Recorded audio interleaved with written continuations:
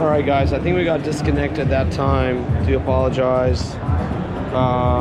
Yeah, I'm just copying this code and you guys will try to get as much as possible.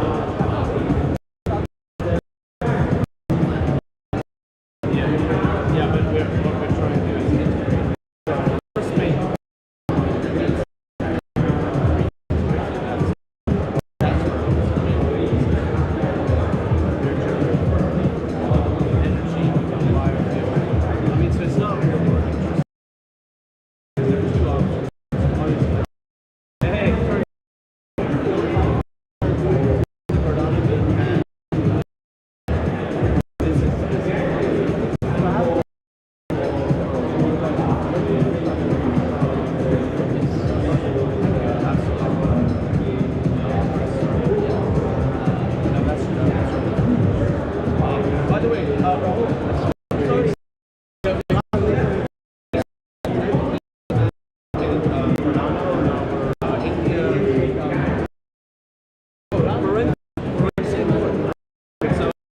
know, there's a lot going on. You guys can like share some, you know. So the state police has onboarded the union parliament to release their forest data on Parliament. And civil record and that can be produced in 4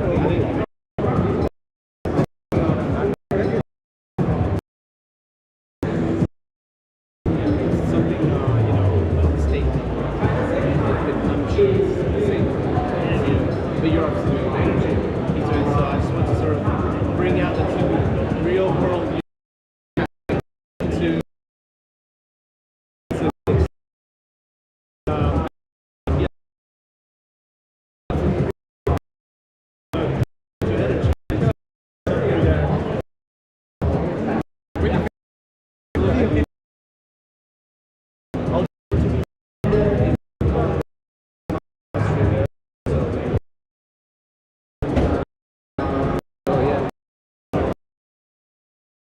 when you say so.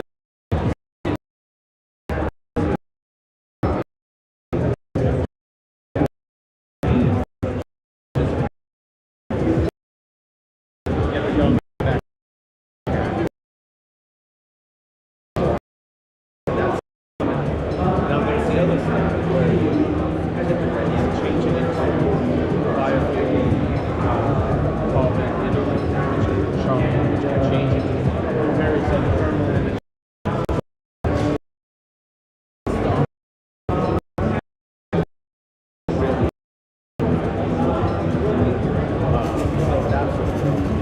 So that's all. If we're going to be quiet,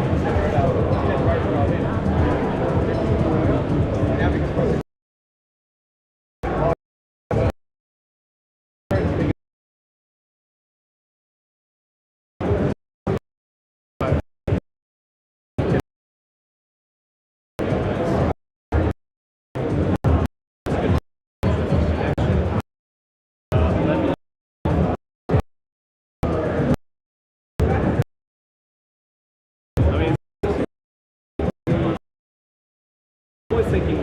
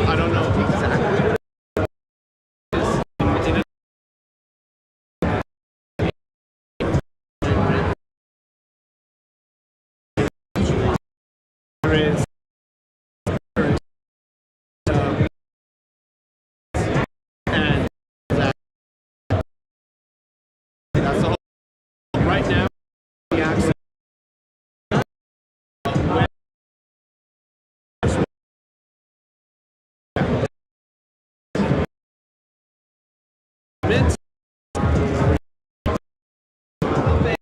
It could just be this.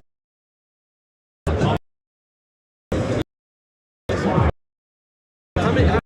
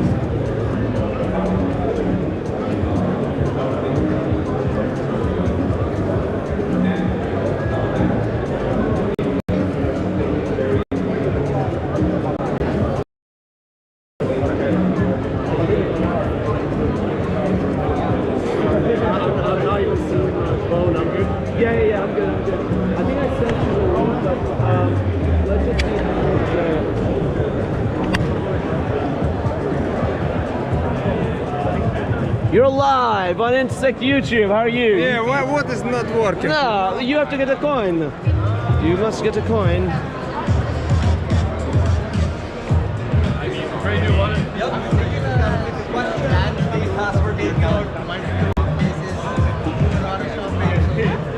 Be ready for that. Ask Mr. Cobbler. Mr. Cobbler does all the tapping. Mr. Cobbler does all the tapping. Time, prices are going. What are you going for? I don't know. Maybe I'll get something for someone else. Okay. How many points you up to? I have like 80. Nice. You're up to the group.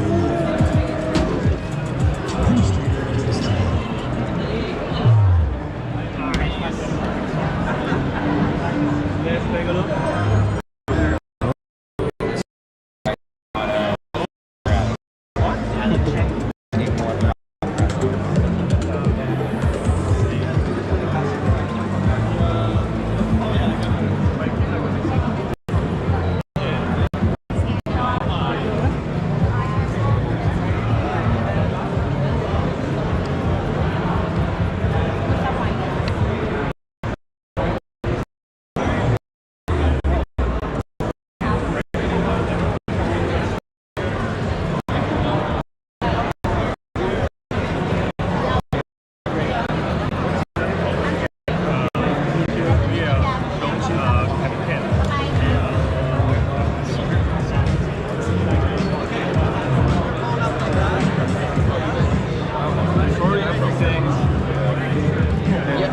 Yeah, you just put it right there.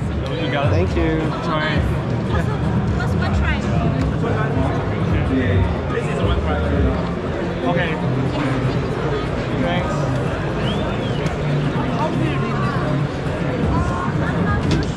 Right, it's getting quite busy here, guys, as you know. Day 2, still full of people out of the booth. It's excellent. Good turnout. Got midnight over there. We got CF. Patrick's here. We got the 3 OGs here, as you know. Oh yeah, the real. He's like, no. The legend, one and only. In Stanford. Yeah. Now he does hybrid with Stanford so well. That's why I'm saying it. What are we doing next week?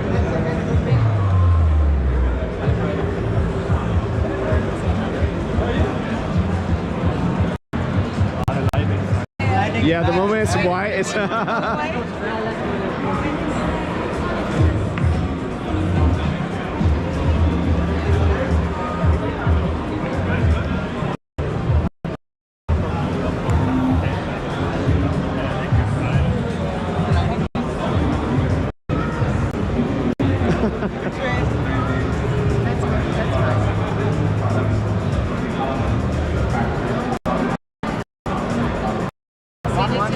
It's actually really cool on the export. It looks like another glasses, yeah.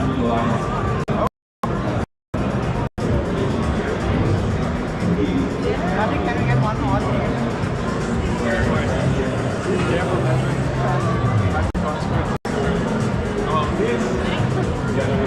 You have your holding base.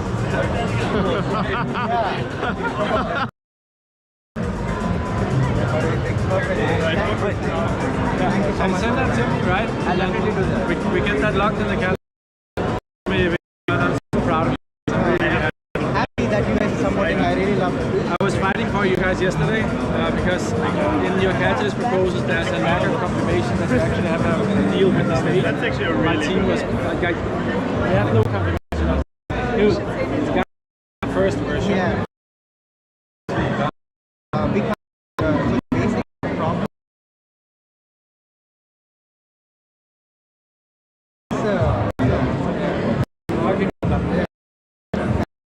Let's get this done.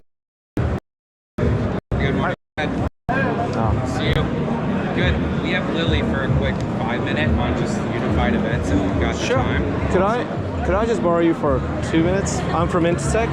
Just want to have a little chat, just say what's going on. Promise West first. Oh, absolutely. I mean, no worries. sorry, when I promise something, I stand. All right, cool, awesome. Thank you, thank you. All right, Amanda. Oh, that's crazy. Hey, how you guys doing? Woo. Day 2. Not to die. Oh yeah. So, what do you guys think of day 2 of Token49? All good? Yeah. Awesome. Great breakfast. Great breakfast. Yeah. Good atmosphere. Yeah. Thank you, Coinbase, for coffee. I already tweeted that. Yeah, we need that on Cardano. Awesome. Yeah, we definitely looking forward. And so yeah, looking forward to that. Yeah. Yeah, battery. I know. Great news. Patrick, Great. everyone knows. Why don't we make a out of this? Patrick coming. I just knows. Everyone knows. First time. Yes, it's your first time. It's first. Yeah. We're exactly like some battery. It's Yes. the first time for us. So. Absolutely. Yeah. That's true. Awesome. Well, you guys are live on Insect YouTube, so hope you guys are enjoying. So you are live. So yeah. Don't worry. Nothing crazy has happened. Please vote for Indian chain and Masumi. Okay, Masumi and Indian chain. You go.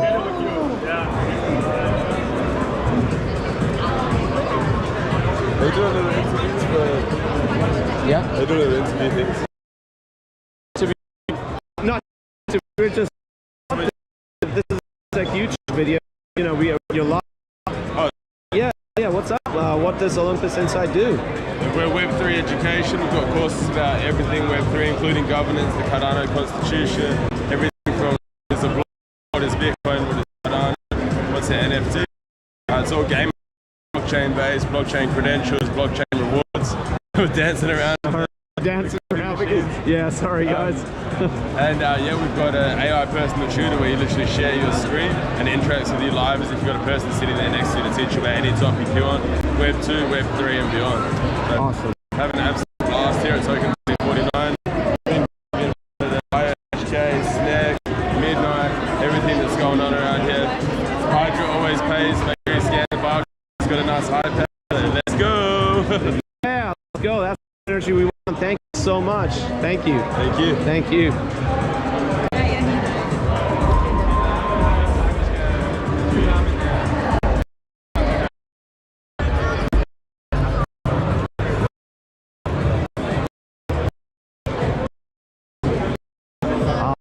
It's the professional. Everyone learn. Take notes. Take notes.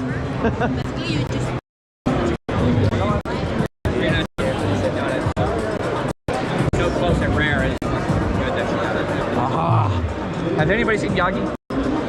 No. Well, just wanted to give you guys a bit of a glimpse there. Just enjoy the rest, guys. Wow. If the camera shakes because of the snake machines being used, so sorry for that. Hopefully the GoPro destabilizes.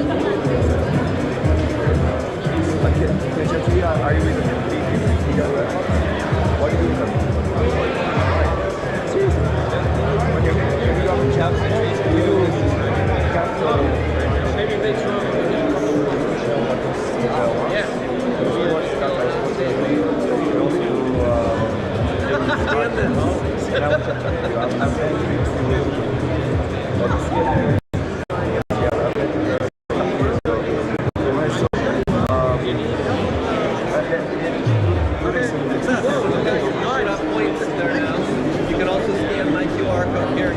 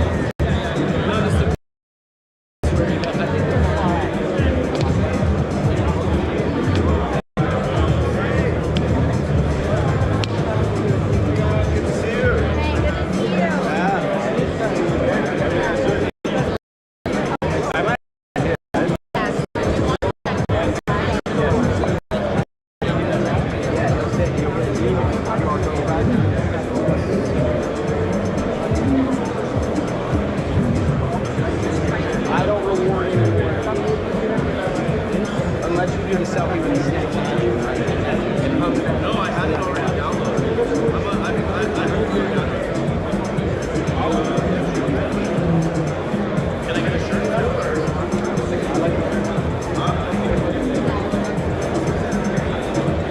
Can I have this heavy shirt? And a medium?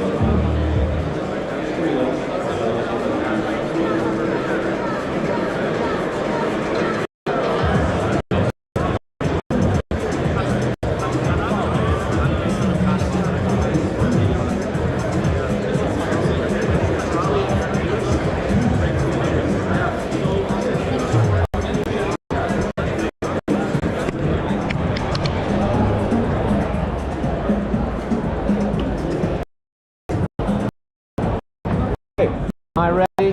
Born ready. So, of course. Tell us, Linda, what do you do? Foundation.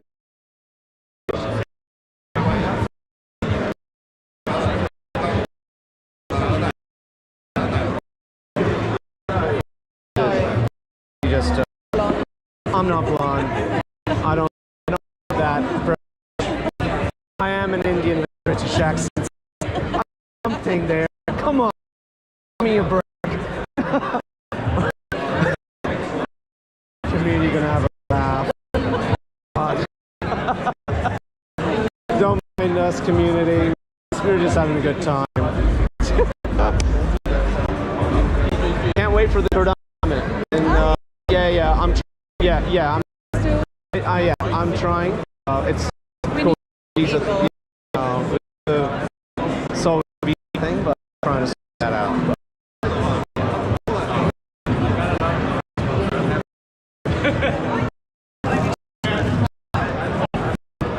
Right, we are next. Just a quick chat with Fredericks from. Yeah, all right, thank you. Yeah, absolutely, sure. All right.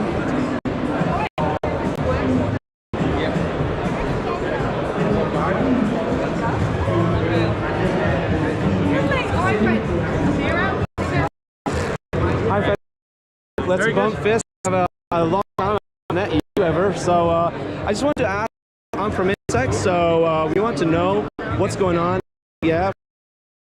next few months. I know Cardano is coming up, so community gets to know what's next for her. Yeah, really.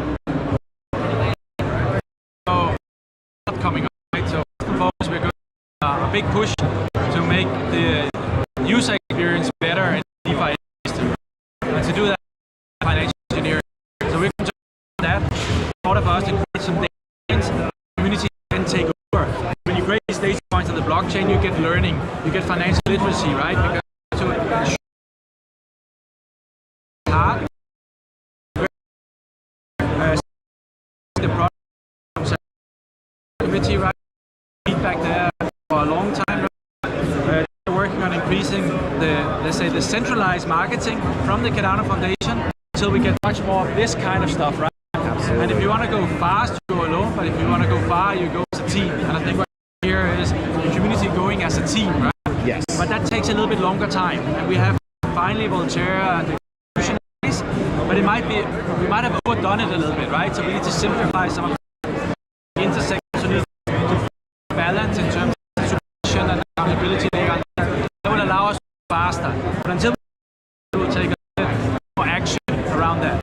Then secondly, the people who actually do transactions, right? Because now we have Intersect. It's amazing, right? Yes. Intersect can be this for everybody, right? This will allow the Cardano Foundation to focus to a valid on Cardano, right? So we can focus maybe not on the thousands of builders, but we can focus a little bit more on the 10, 15 projects who actually needs a little bit more love by using our operating model to give them added value and lower the tracking error they might have for a better product to market. That's what we do the Venture Hub, but in BBC, Tech, and so on. They really love the community. Somebody made them of that, right? I think we can see that, but I'm sure we get more projects also on exchange. It's one of the things we hear. And again, why is Cardano not part of these RFPs? That's because look at us, our TVL is still a even have good DeFi, right? We still need, tier 1 exchanges to list Cardano projects, and that's a chicken and an egg problem, because native is so strong crypto, which means we like to trade it on DEXs. We actually need some exchanges, right? Yes. This is a part of the due diligence process, yes, right? Yes. We are a lot of Cardano at the moment, and that Intersect is now there. There's a more maturity in the community. Right? We have a block that has the features and functions with me, and we're using 5 hard coming, which means and the very and up that up all the So just a quick and I know you just had a announcement that you guys had Cardano education going on with Binance, if I'm not mistaken. With a lot, is there a way to learn a bit education point of view? How would in the educational side, because that really help us our education point to learn on building on. Is there a that's the yeah. So basically we have 2 here. We have Cardano Academy, which allows you to world as Cardano, which basically means you can walk into a department and say, I've done 20 hours here, got externally certified peers. It's really accounts for this. It's the same if you become an equity trader or PA stuff like that, right? That's done. Right. Secondly, the way we built the Cardano Academy is that all this information, this high quality information, is for everybody to use. So we have universities content slash their own logo on it. We have other blockchains which we normally compete, taking that information, having their own logo on it, changing data to their token, right? And I think what I'm sort of still lacking is like the Nigerian community or the Indian community taking that, making it their own, and making like a gamified platform on it, or making it bespoke for the use cases they love and do, right? But we just launched an Icon course, for instance, which allows you to develop and do that in Rust. So I think it's never never finished, right? But I think what we would like to do is get more exposure out of what actually exists and get Intersect to point more to that, right? And use the group connected and encourage and take the content. And the content ideally should actually maintain the community. We would like to get to a situation like we have done on Cardano.org, we've done on the developer. We have we controlling it, right? We're just ensuring that the quality of the input is very high. So we use a GitHub-based approach on the dev portal, right, which allows everybody to suggest their projects there. There's a verification process, right, and then there is maintainers who basically tick the boxes. And over 50% of all the content on the dev portal is already from the community. Maintainers are already from the community, and we're slowly moving that down to the processes there. Too many maintainers from dev, and we would like to move that even further into the academy. And ideally, we'll get to a world that is high quality, but is verified by certified maintainers, right? And in this way, they build something where you don't need the Cardano Foundation. Got it. But we're just doing that, right? We need to have to make us more who's able to do that. Another part which we're doing is we're right now onboarding auditors to audit financial transactions. You saw we posted 50,000 transactions, actually more than that. So all economic transactions from the Cardano Foundation from last year is including the balance and the P&L statement. We're now onboarding auditors with digital identity to go in and audit the transactions, so payment, run to rent, to buying and selling data, all the way through to the composition of the balance sheet, right? And I think Intersect should definitely take that approach as well. But my hope is other NGOs and other organizations who's willing to run that kind of transparency is starting to use the blockchain. This is about always think first, we need to use our own tech. And last question, when are you coming to India? I just heard that I will meet the ministry probably in March or April. I'd love to do that, but I would like to just verify the transactions on chain first. But I'm super excited about the first 2 weeks with 6,000 transactions. Yeah, so I'm Q2 looks like that with Indianet. I'm super impressed with what they've done, and it aligns a lot with what we did in Dubai, right? Yes. We're putting forensic information on. Now, something they just scaled it up, basically, right? Yes. And I think this is a dream coming true for me, right? And it will be a dream for you guys. We will happily welcome you. We appreciate and the work you see. And kind word for this Cardano Summit.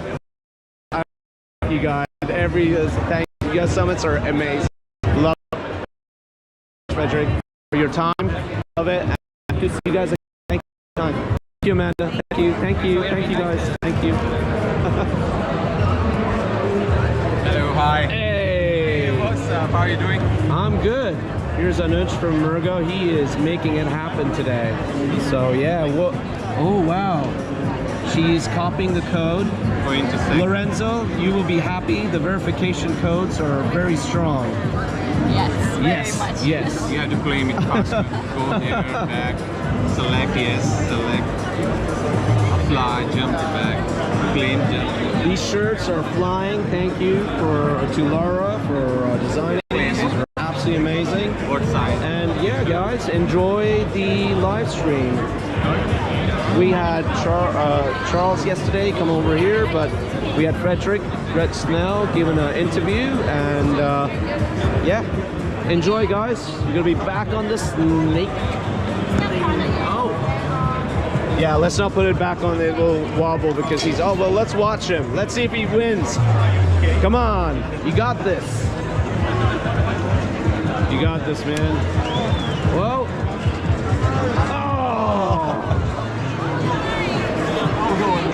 Let's go again. It should make a noise like.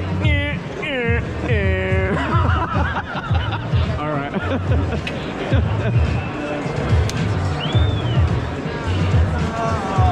Oh no! I think you should get another try. Come on, let's go. Let's third time's luck. Come on. Let me help you out here.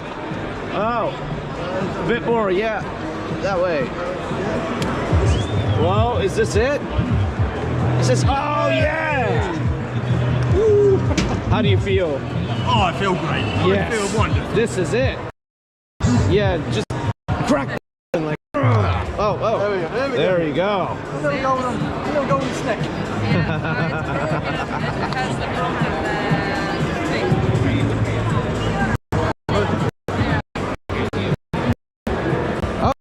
We have got the OG from Igon. How are you? What's happening at Igon? You're live on the Insect YouTube. So Okay. yeah, this is improvising. Tell us what's going on at Igon. For my speech. Okay. At, I think we will just hear at the speech then. Is that what you said? yeah. All right, don't worry. I'm just prepping for it, and I just take in and get my No thoughts worries, going no and worries. go I on shall with it. not disturb you there. No worries, not a No problem. worries, but we will catch you very soon on that. Thank you. No Thank you. What's this? This is my deodorant. Why is it out here? I left it yesterday, Okay. and the community needs to know that. Which is absolutely fine, because we need to smell good, right? You can't, yeah. This is not sponsored by Axe, guys, just so you know. I need to... Oh, let me put this here. Sorry. No worries. Oh, we got fresh t-shirts. No fresh t-shirt. Can I get a Cardano t-shirt? Why am I saying this in the live chat? But I need one. I don't have one. You don't have a No, I got into Are you even in the ecosystem? I am in the You didn't ecosystem. wear intersect t-shirt yesterday. Yeah, I did.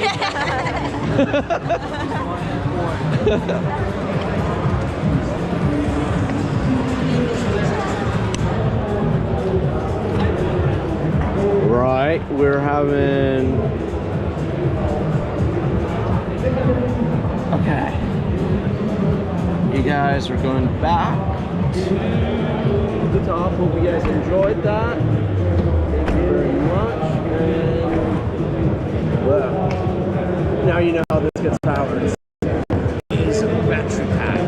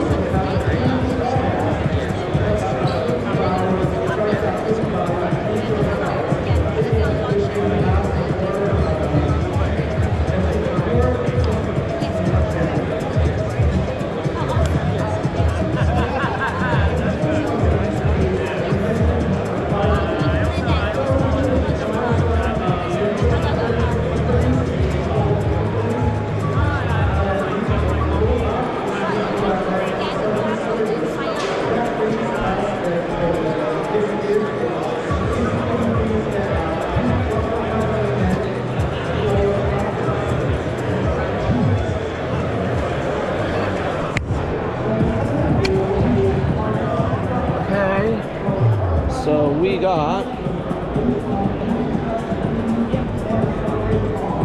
yep.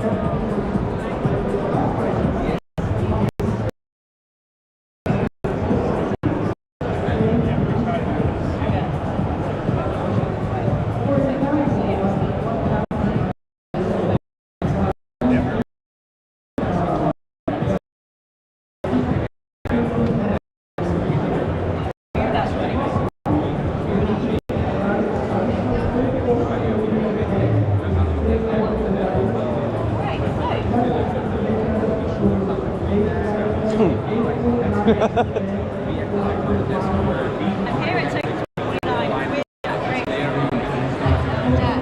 I know it's taken over. Token2049. No, I said this already.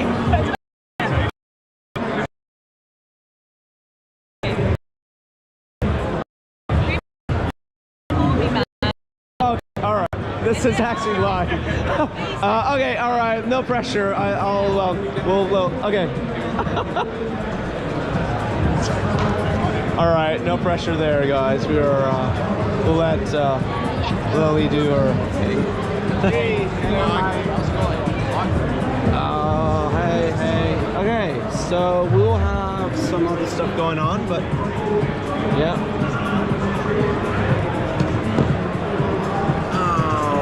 Don't worry, guys, we will get you more things going on.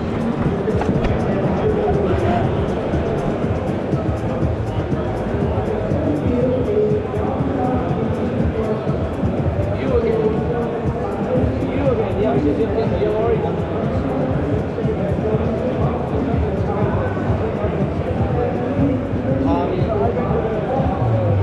I think you're using someone else's.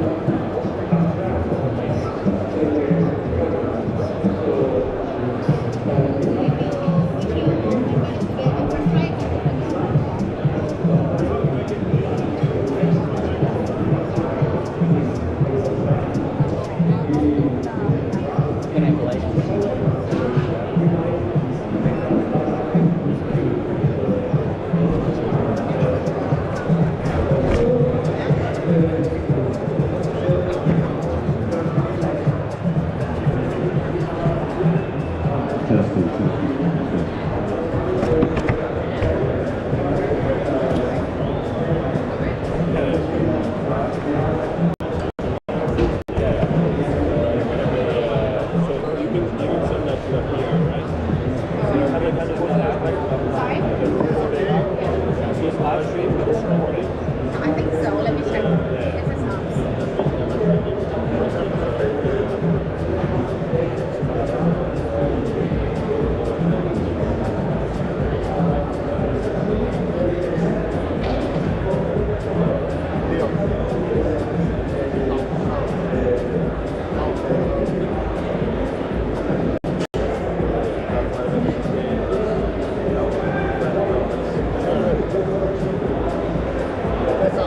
I think so. 20 confirmation. I think so.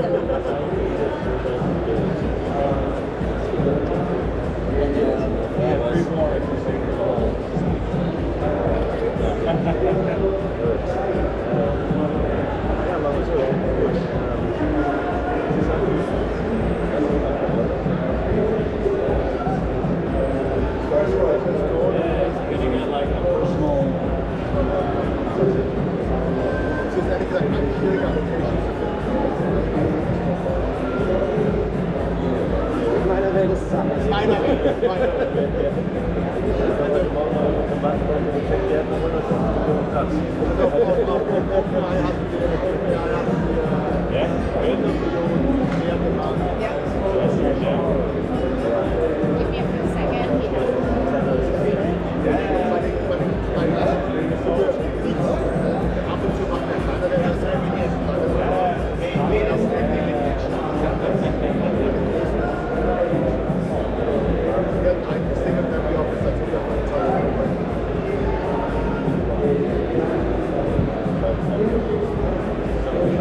Hey, just want to check if the live stream will be recorded. Is it being recorded? Okay, okay.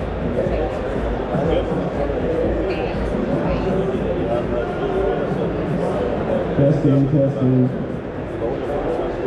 Hello everyone. Glad you guys could join us. So if you haven't already, you can actually scan the QR code. There also will be another code after the speech, so you can collect more points for the Hydra event, for the leadership. So today my name is Dr. Najib Dalwal. I'm the founder and CEO of IAGON. And today we're going to be talking about from pilots to production. So what we're going to be talking about is how we were successful in onboarding enterprises into Web3 and how the approach has been for IAGON throughout. First, what we're doing, it's pretty bright, the screen. I apologize for that. Maybe it should have been black. So, the biggest problem here in the cloud industry is there's a lot of idle resources in storage and compute. There's a big problem with data leaks, so there's security, and a lot of compliance issues with, for example, EU in terms of GDPR, US in terms of CCPA, HIPAA compliance, and there's a big cost for the big cloud vendors. So what we're trying to do is solve all these issues through what we call DeFi, which is decentralized infrastructure, storage, and compute. So enterprises know Web3 has potential to reshape trust, security, and ownership. But a lot of Web3 projects never get past the pilot. And we're going to be trying to explain how we have been able to onboard big clients like Work Group and Fortune 500s onto IAGON, and what the approach should be to Web3 this ecosystem. So IAGON is building an enterprise-grade cloud service, which focuses a lot on compliance, started encryption, distributed node, one-click compliance.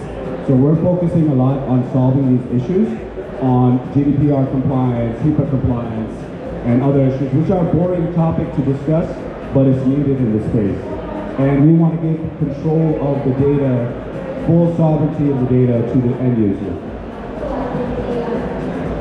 And attracting large enterprises is very, very difficult, actually, in the Web3 ecosystem. Adoption is a big problem in this space, and revenue it takes time to generate for Web3. And we're kind of like going through a cycle where we're kind of partnering with each other and not really reaching out to the big ecosystem and available in the Web2 industry.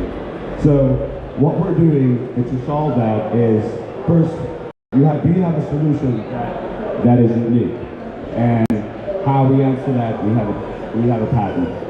Does your solution fit the regulatory and compliance requirements around the globe? We have one-click compliance. This is what we tell Web2 members. Are there direct benefits to using your technology versus other solutions? This is how we explain our value prop to the enterprises. This is how, when we explain the cost effectiveness, the privacy, the compliance, and so forth. So there's a big value to enterprises to onboard, Web3 products in terms of distributed infrastructure. So distributed infrastructure, smart contracts, real-time auditability, instant transaction settlement. What this means is there's a lot of advantages for enterprises in general to onboard solutions like Igon, which is distributed storage and compute. And I'll explain to you why we've been successful with that. We have never started with a pitch deck when talking to big enterprises. We talk to them in person, we talk to them on conferences. We never say what they need. We tell them, hey, what is the problem that you're looking to solve, and why are you looking to Web3 or DeepIn to solve that issue? So we start with a conversation first. I think that's the most important thing that Web3 projects are missing. They're not kind of understanding that you have to start a conversation human to human to first communicate to them and understand the issues and problems. So then you can go about, when you're having these conversations, to demonstrate your value prop and how you can solve these problems. You can create a productive relationship with your partners and display your product viability to key decision makers. So over time, you develop this relationship with Web2. Likes to take baby steps. They don't like to onboard quickly. And the reason why is that a lot of Web3 projects have hurt the Web2 industry in terms of reputation in the past. So they are very hesitant to be onboarded. And that's why the baby steps help, because you develop a relationship with the enterprise using, small talk and building up a good relationship with them and the key decision makers. So this is what this is a trial process that we begin with. By approaching this process, we've been able to successfully onboard, work through Fortune 500 companies onto Igon. So we define the scope first. What is the problem statement? What are they looking to solve? And then we set a success criteria. What does success look for them? What do they want to achieve? And what do they want to get out of the end goal? And then we design a pilot around that success criteria, and then we expand the scope if they want to add more, let's say, avenues of how to tackle the problem. We measure the benefits through KPIs, metrics, and how we can get more users, and then we test the integration in production. So then when we realize all that, these are a lot of steps to get to adoption with Web2. This is the first company that we're working with. We have a partnership with Worth Group, which is a German-based company, a Fortune 500 out of Europe. They have 30 billion in revenue. So they came to us with a problem in 3D printing. What they have a problem with, they work with the car manufacturers like Porsche, GM, and other large car manufacturers. They were not able to monetize the blueprint of that specific car company. And because the image of the 3D would be stored at the cache level on the printers in the third-party body shops, and they could print as many copies as possible of that car part. So how they approached it is, how can decentralized storage and how can blockchain help them monetize this IP. This was a whole new revenue generating vehicle for them. So they approached us and we solved this issue by tokenizing the IP assets for 3D prints, distributing royalties, and protecting the IP through the patent. We also have onboarded Hamburg Volksbank, which is a large German bank which manages 4 billion in assets. And they have a lot of liability on their user data.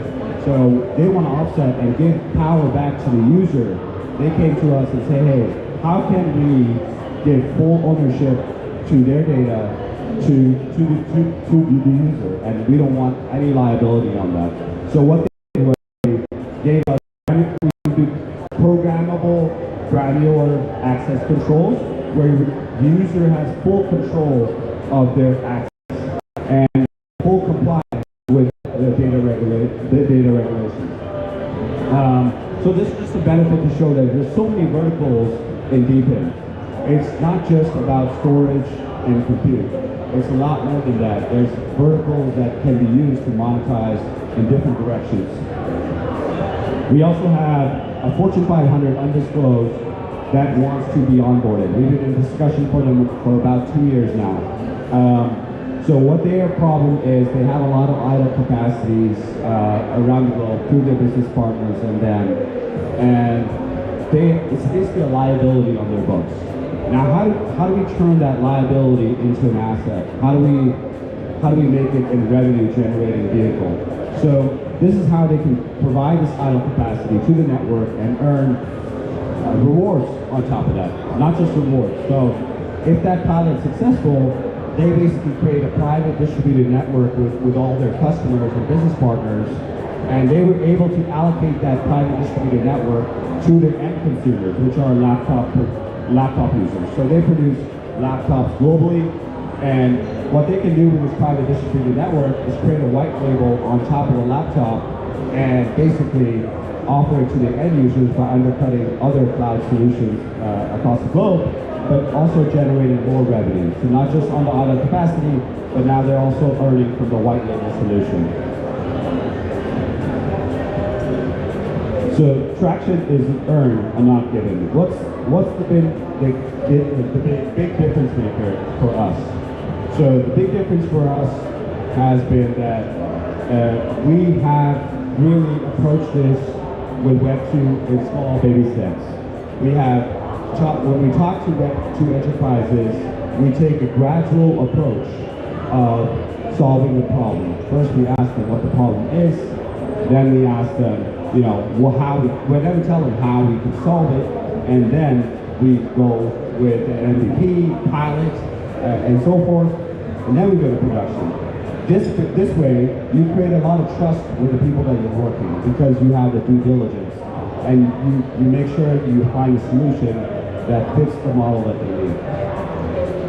So our technology is patented. It has been, we've been building since 2017. We did a provisional patent for the US in 2018. Since then has been granted across the globe in various countries across the globe. This gives us a big advantage. We've been building very slowly and methodically, but now is the time for us to garner more awareness and traction. And we have currently about a revenue of 1.5 this year, on pace to generate 6 million next year. We're getting a lot of traction. This is our team, our co-founding team. That's myself there with a little bit more hair.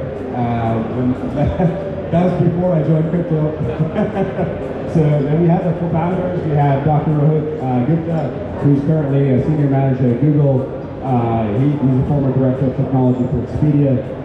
We have Dr. Claudio Lima, who's a former CTO of Huawei in East Asia, and he's currently teaching blockchain architecture to enterprises and governments. We have Dr. Alad Harrison, who's a machine learning expert and economics professor. We have a team of 31 people. If you want to contact me, it's here. Thank you everyone for listening. If you have any questions, I'm here. Thank you.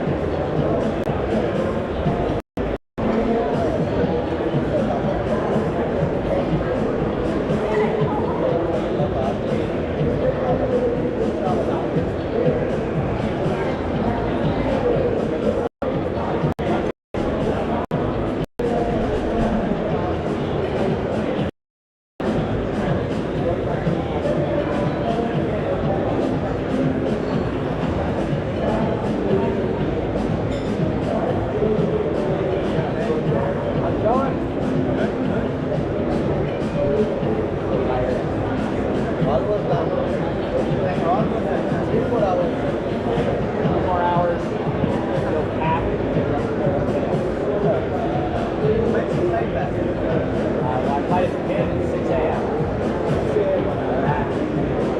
Yeah, hopefully an early night tonight, not till 4. Yeah. Just take your gear to Osaka and straighten up on Monday.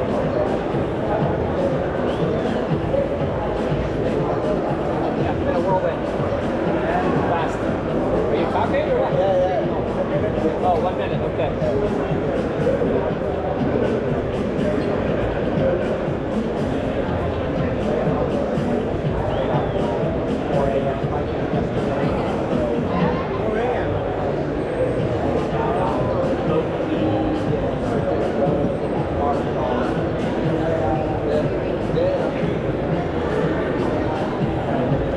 You didn't tell me that I need to scan you.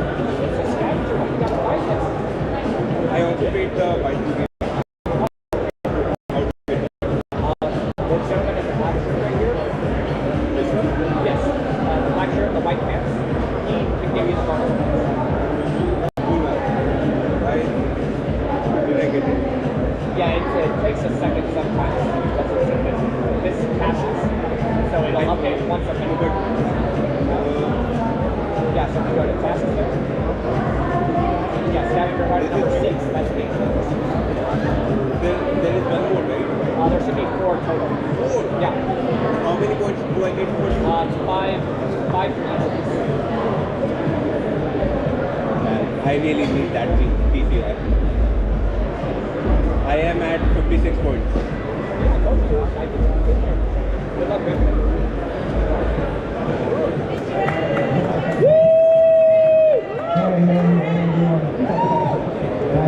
Thank you guys. How are you guys? Doing great. Great. Nice. We have Adam here, Master team, pretty cool team. Yeah. So, I'm Srichar, founder of Newcast, and we have been working in the IT specific industry for the last 2 years. And the major place where we are focusing is right now on Nuance. Nuance is a data monetization and force proving platform. So in the present world, as we move, like it's too bright. Like, and the slides all are white, so please bear with me. So the major issue what all AI companies are facing right now is there is no authentic data.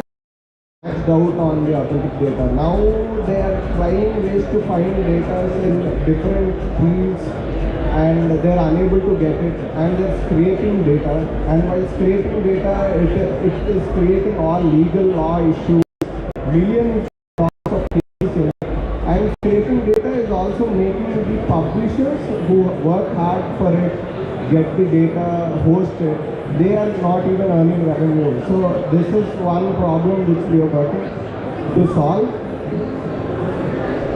The second problem is like AI itself is generating fake data and it's stamping on the internet, and the fake data which it generated, it is. So what happens, 10% of the data which AI is trained on is wrong, the whole model collapses. It's a study done in Stanford. So like it's like the snake eating itself kind of a thing. So even because even for AI, having authentic data is really, really important kind of a thing. And according to like World Economic Forum, the number one most important risk for whole world for 2026 is misinformation because of AI. Like my parents keep on sending me random WhatsApp videos of like altered election videos. Like they are taking or altering the videos of candidates where it is changing who wins the election itself. So this is a really huge risk, and it even has risk of life where it can alter health information. All of this. Biggest risk is in India, and I am from India, and I see it every day. We like, I guess in India, in world it's an average of 63% people can't recognize, but in India 95% people on an average can't recognize it's a fake, because we are not whole population is yet educated, understand the whole ecosystem, so they are naive and they're easily manipulated. This is one of the main and publishers. So in this journey, almost it's been 8 months meeting a lot of publishers in this journey, and every single publisher we met had a constant common issue. They 90% because of the AI scraping. People right now just go and Google search. The Google search is like previously we used to click 3-4 links, check which is nice, which is not. But right now it's like Google itself prompts like 6-7 lines of text to scrape, and because of that the people work hard to publish that data. They are not able to make any revenue, and the publishing houses itself are failing. That is a serious issue with all of us. And to solve it is to stamp it on blockchain. First, any data which is published, like new archive, new source. So new archive is like all the previous data the publishers have gathered, like 1600 so data. We take data, annotate it to AI understandable data, and we stamp it on the blockchain. That is the new archive where we create proof of origin. So who created the news, and if there is any alterations, we have a place where we can go back and see that this is the original and this is the fake thing. And new source is where like we are working on building a SDK where we provide to the publishers during the release of news itself stamped on blockchain. So there is a proof of origin. In this world AI where it's like arms race, where it's always like who has the better weapon. So if you are trying to fight AI with a AI detector, there will be always a better AI tomorrow.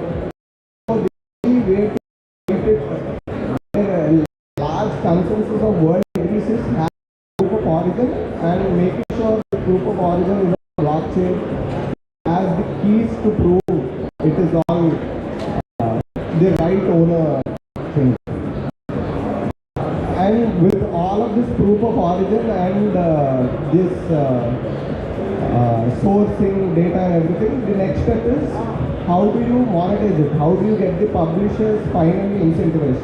So right now when you want, if I'm an AI company and if I want to buy data, the publishers, like you need a publisher and give you like $50,000 or 100K, 200K for whole sports news. Like I can't buy for small data sets. Like I can't buy for a small $100, $200 worth of data. So with New York AI marketplace, we want it to be like Amazon, where you'll be like NFL,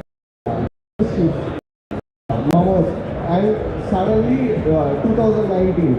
And now there are like 35,000 tokens available in this. 35,000 tokens, $82. So that kind of a flow is where we are imagining, where data and post the user purchases the data, it's a certificate given by the publisher.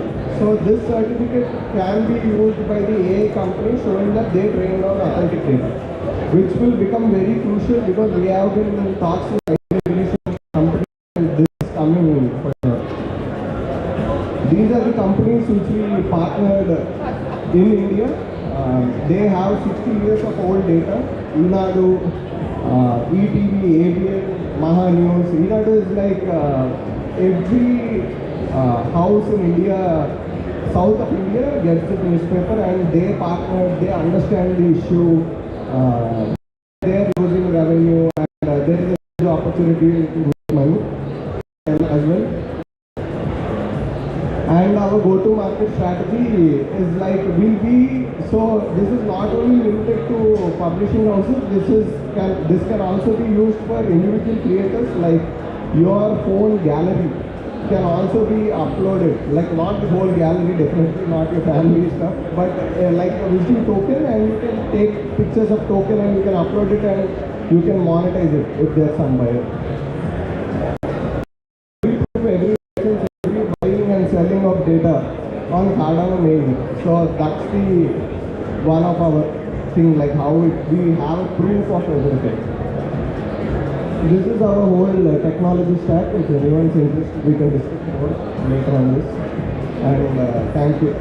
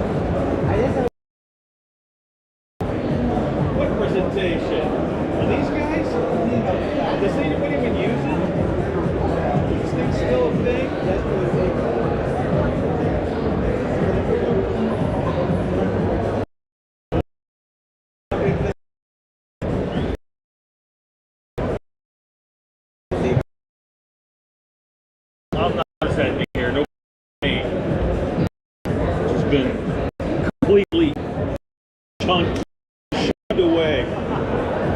No one sits here though.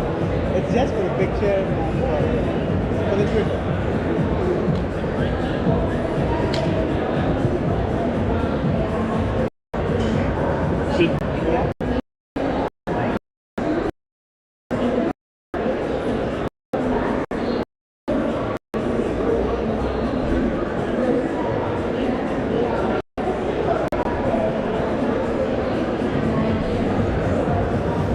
Bro.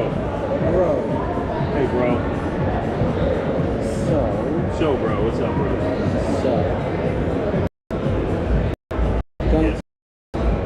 So, mention. I think it's Gunta. I know, but I call him Gunter. Why? Because there is this, you know, this German song. No. I don't. Don't ever repeat this to anyone. Like, you know the song. No, but Okay. I don't want to So repeat that to anyone. Yeah.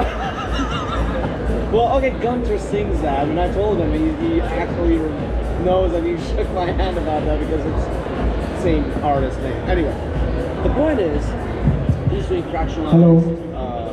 Hi everyone.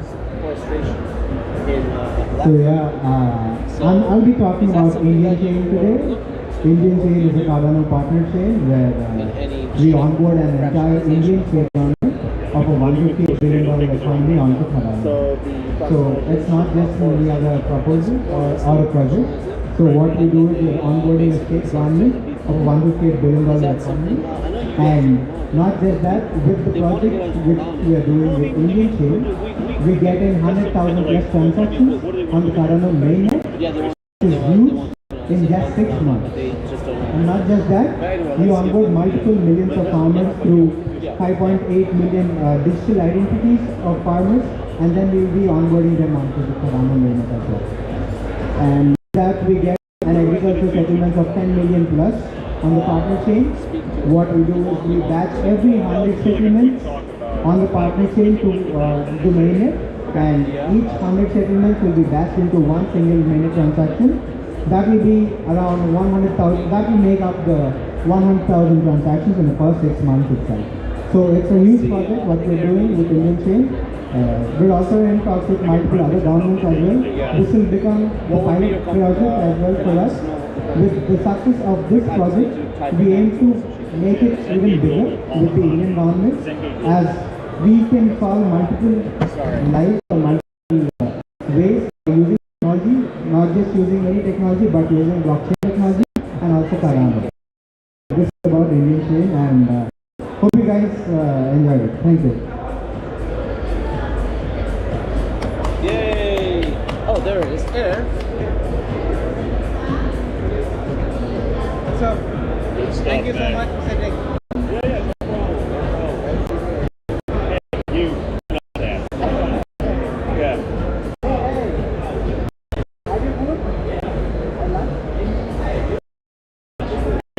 Hasn't told me what to eat.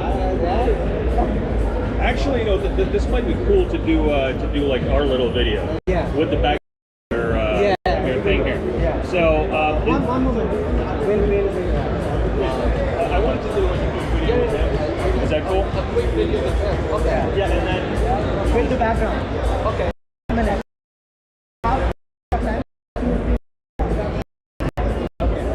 Okay, we're good right now. oh, like you mean like me talking? Yeah. We can do that. Okay, but wait a second. So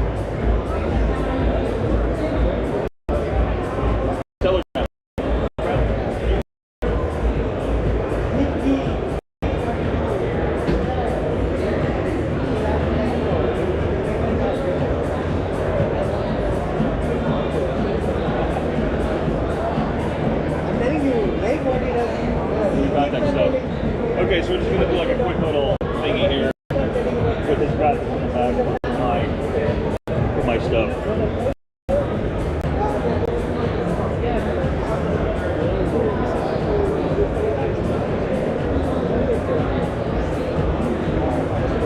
Okay, Rahul. So.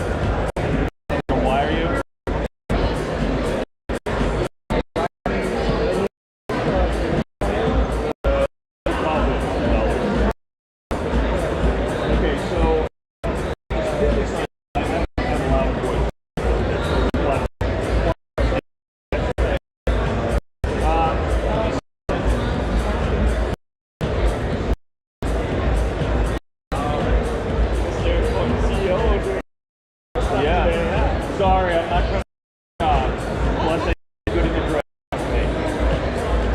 I don't believe it until I see it. Okay, that's good.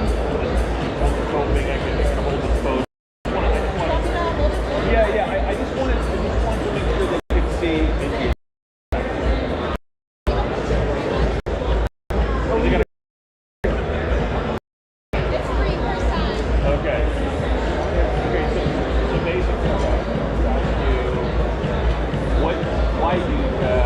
why do you think that our delivery ability of viable use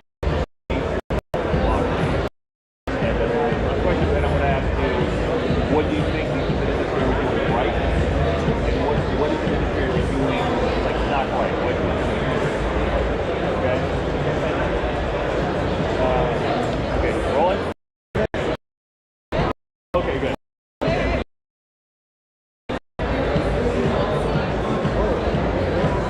Yeah. You can just put it on the tripod on the table if this. Yeah, you know. It would be a lot easier for you, I think. Okay. Yeah. Perfect. Yeah, I just want to make sure you see it.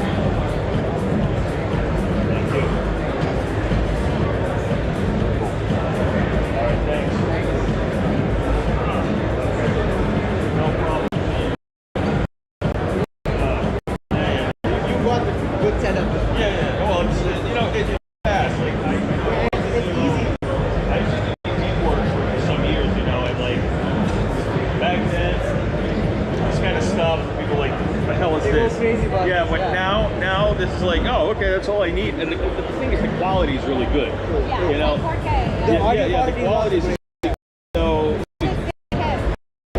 It's a great kit. I mean, it costs like $1,000 to set this up, but yeah. Yeah, but it costs like $1,000, but it's so much. It's so worth it, you know. Yeah, because like even when the phone gets.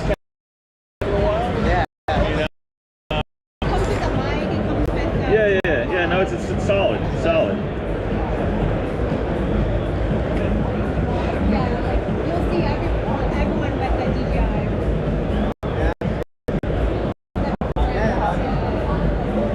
Yeah, I actually would recommend you guys get one of these. They're very, very good for like on the go, high quality video. We had a mic setup, but which is attached to the phone. I think this is better. Yeah, that's just. Works really, really well. All right, let's see. As soon? Yeah, it's gonna be in the next like day or so. We'll get it. No, I mean, generally when you're taking a video with this, so you should export it to the phone, right? Yeah, well, no, I like upload it. I just upload it to Google. There's like a micro USB. Okay. Or no, it's USB-C.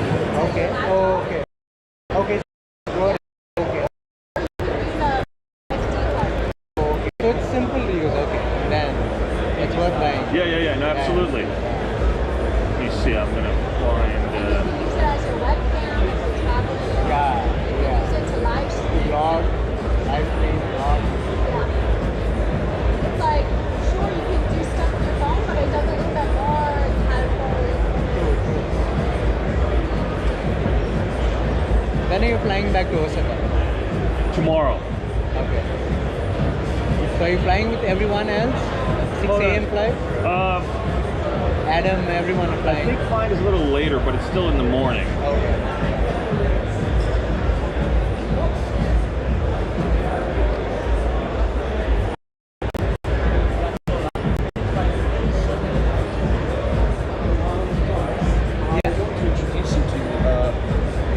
Lady over there. She wants to do agricultural settlement, and she has not been on Cardano. Okay. And I want, you're already doing it, so I kind of like want to link you guys together if you guys can help her out. Yeah. Sure. Actually, that's the lady I was talking about, and she just walks. Oh. She just walked in. You're like, oh, how did? Well, that's good, I guess. Yeah. Hold on, I need to find her.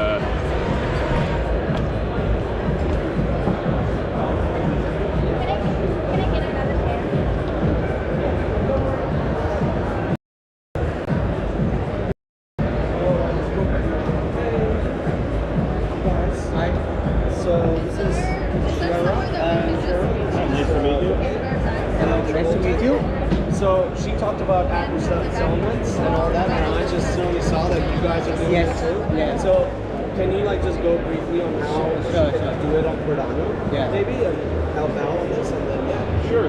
Yeah. Have a seat. Please have a seat, please. Rahul, I'm sorry. Can you just talk about what you do? I gotta send them my graphics. Sure. I'll jump in just a second. My apologies. What is your exact idea? What do you actually want to do? No, I'm platform.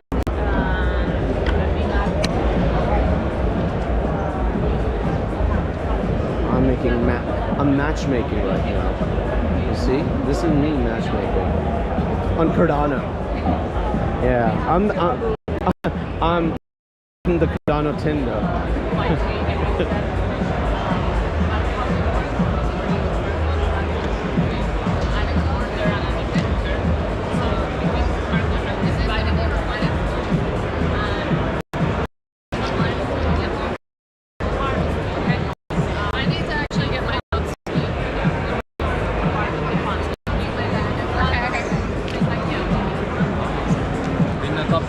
I lost my bracelet I was using. Oh no, Cardano community. She lost her bracelet. I'm like, what would happen now? I What's don't get. that? I Is don't. that pudgy penguin? It is. Oh. Don't look. Oh. Okay. I was like, oh wait a minute. Did I just leave all my points hanging out? So Someone's got the Gucci bag. someone took it. You know, Amanda's walking around with the Gucci bag. You know she got all the points. Aww. We're talking. You know what? You know what we were talking. You're like Gucci. Amanda's like does not know what I'm referring to. She's just like we're talking about.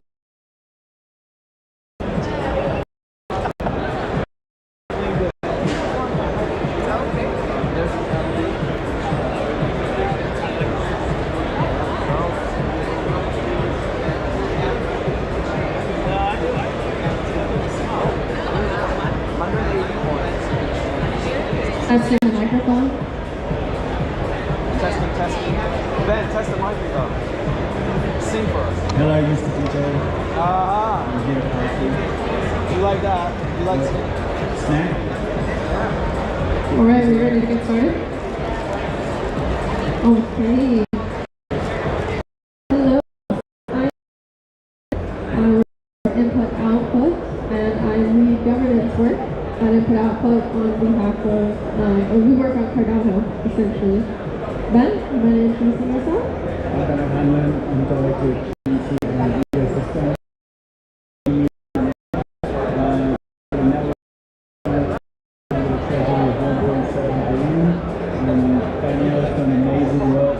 Governance to the community and handing that treasury over.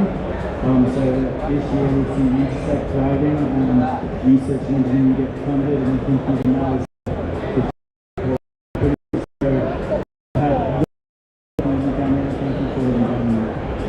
Yeah, great. So what we're going to talk about today is Voltaire on Cardano and rewriting the rules of governance.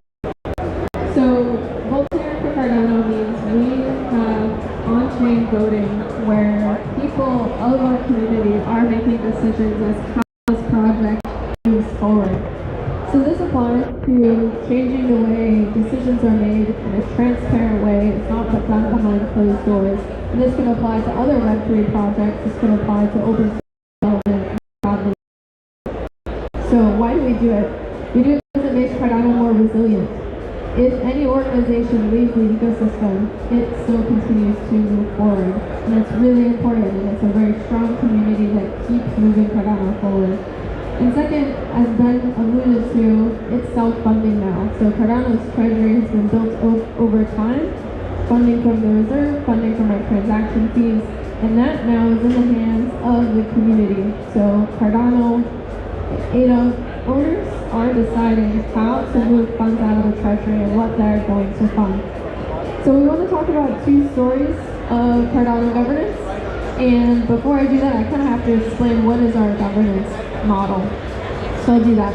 So Cardano's governance model has three main components to it.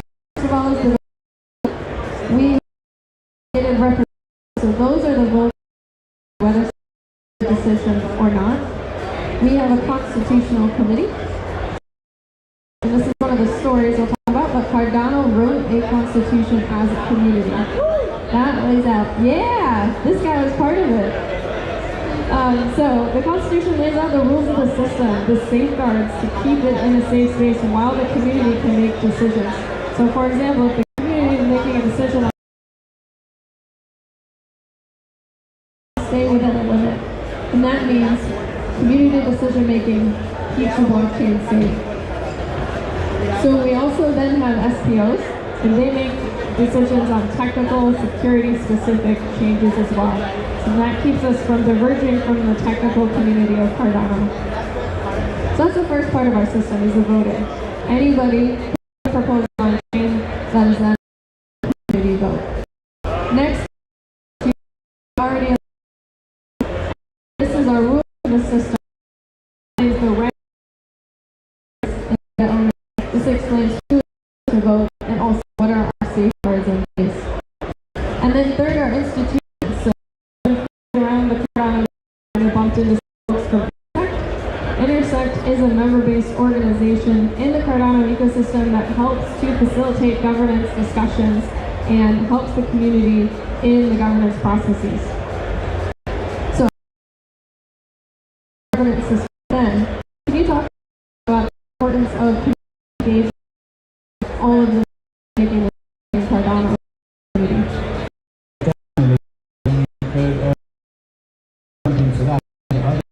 Interesting is that it's liquid to, and like Cardano making, which ADA was never locked.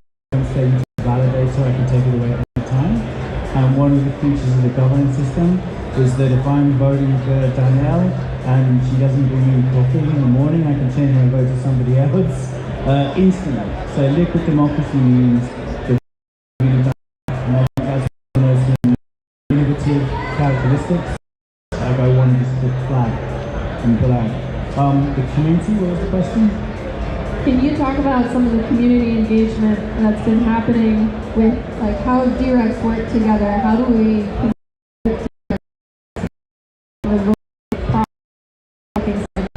what's the element that it's Yeah, I think there's a lot of people that are creating decentralized environments, and sometimes what you see is fragmentation, silos, people not really feeling like they're heard, right? Because it's difficult to see what's going on in an environment like that, innovation is at the edges. And you could even oversimplify and say in Web3 there are relation kind of people and then there are transaction people. And I think Cardano, people are here for the mission. When it started, there were 3 reasons people got involved. One, they wanted to see the world be a better place, so it was banking and unbanked. Number 2, there was a business opportunity. They could run a validator and earn some. And the third thing is about being that peer-to-peer academic research.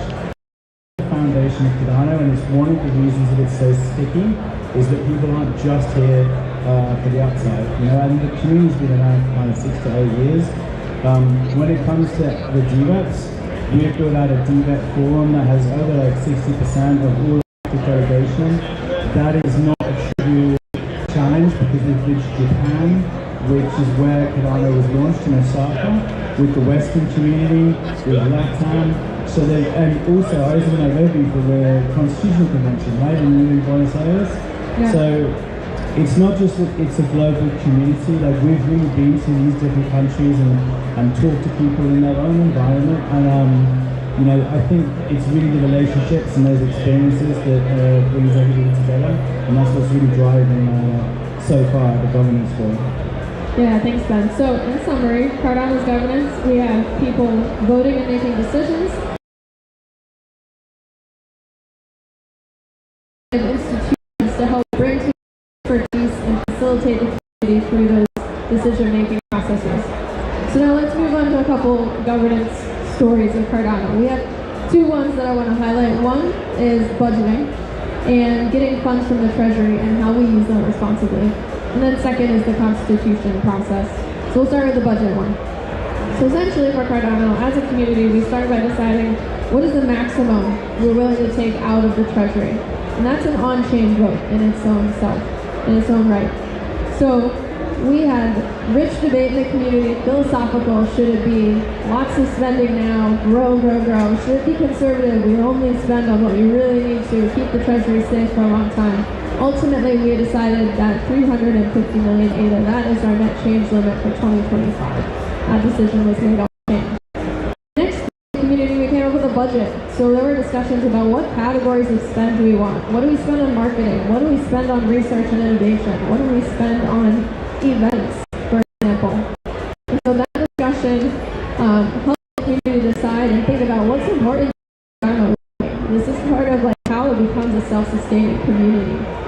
And then we opened up a process where anybody could submit a proposal for funding that said, here's why it's important for Cardano, here's how much it's going to cost and how I'll do it. And our DREPs then reviewed all of those proposals. We had 194 proposals that came in, and the DREPs ultimately approved 40 of them. So right now we have 40 different projects going live under the Cardano. So, also to note, some of the governance innovation that we've done is making sure everything's kind of done in a checks and balance and safe space. So we've talked about it with the Constitution, but also with our Treasury funding. So what happens after the funding moves out of the Treasury? It has to specify who the administrator is, who's going to check that those milestones are met. And again, that is, in this case, 40 of those proposals are administered by Intersect. And so that means there's a legal contract that says vendor to deliver against these milestones, and here's how they're going to achieve it. And Intersect is the one who's checking that all those milestones are being met. And so this means that we are responsibly using our funds from the Treasury, and it gives us a feedback cycle. So next time when a vendor comes back and says, I want funding again, the community can see transparently, did we the first time, and do we want to fund?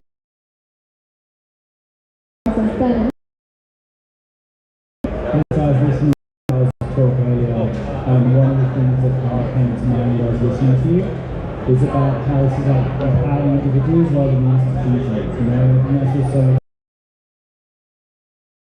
having the power to delegate their vote to decide, you know, it's definitely, you took me yesterday on a bit of a safari. I won't name any names, but we went on a bit of a safari on level 4, 3, 5. Just asking, what do you think about government? People have a new ecosystem. How transparent is the treasury and these kind of things? And I love doing that with you because it really made me realise how special Cardano is. And I would say to anyone that's listening to this, go and ask those questions.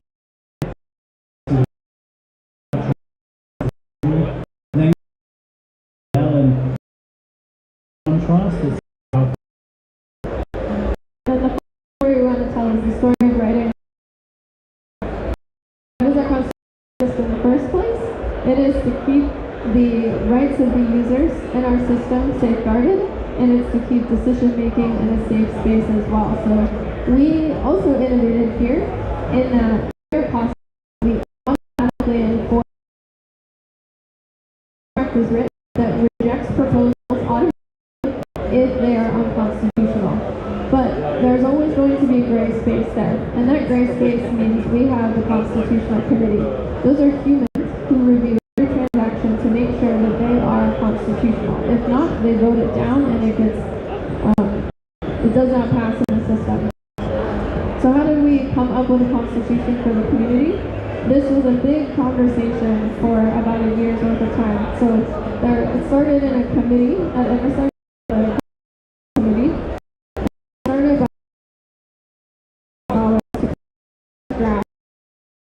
Big open questions only the community consensus could answer.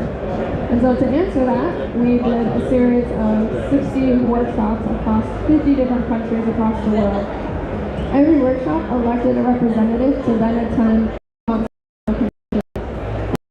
representatives to figure out how do we make a decision on these open questions. We had aggregate data from all of these workshops that specified, here's where people are meeting on each of these big open questions, but there's always a little bit of ambiguity. Okay, then exactly what is the question. So those delegates to finalize what does that text look like, and they came together in person in both Buenos Aires and Nairobi at the end of last year to discuss what are the final words, what are the final choices we need to make to come to a draft constitution. And those delegates voted on it. They passed it, and then it still had to go through an on-chain voting process where the community at large finally ratified it with over 80% approval. So that's the story of writing a constitution. We were when I lived in governments in Asia and Vietnam, I think there's right now. The developers I've met in Vietnam, the university networks that are there, the catalyst funding into Vietnam, Japan, you know, I think the radar is in Japan. At the moment, as much as and I think that like we're active with that this year and next year, so I don't think people are going to see it coming. There's so many developers coming down the pipeline, there's so much able to come in and become active. I'm really excited about that. Some of the stories around government and the community is already looking to improve how to make it better, and we're excited to see how we're going to do that. Thank you for your hard work. And also looking at me because you're just such a hard worker. It's been amazing. I'm going to always get a shout out, so I think you deserve it. Yeah, thanks.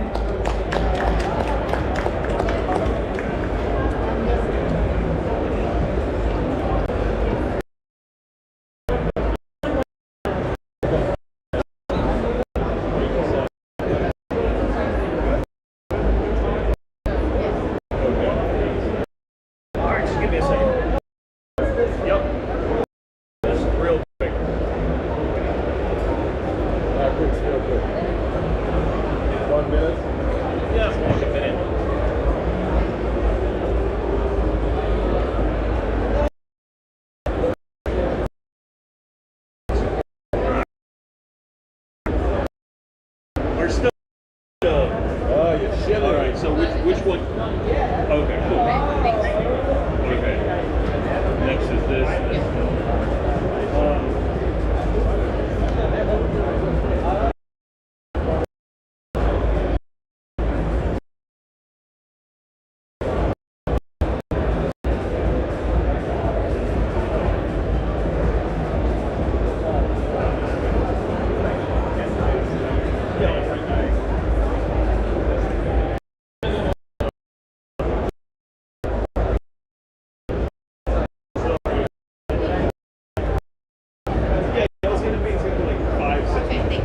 I'll keep it quick.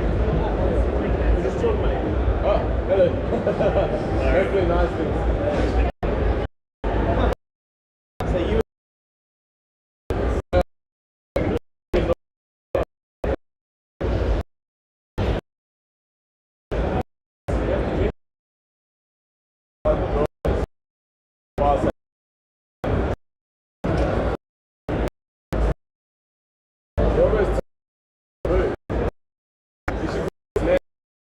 I can cross. There's music to it. Get your attention real. And okay, we're here. We're here for massive technology to succeed. When this technology can be used by grandmothers and grandfathers or granddaughters and non-free people, the base.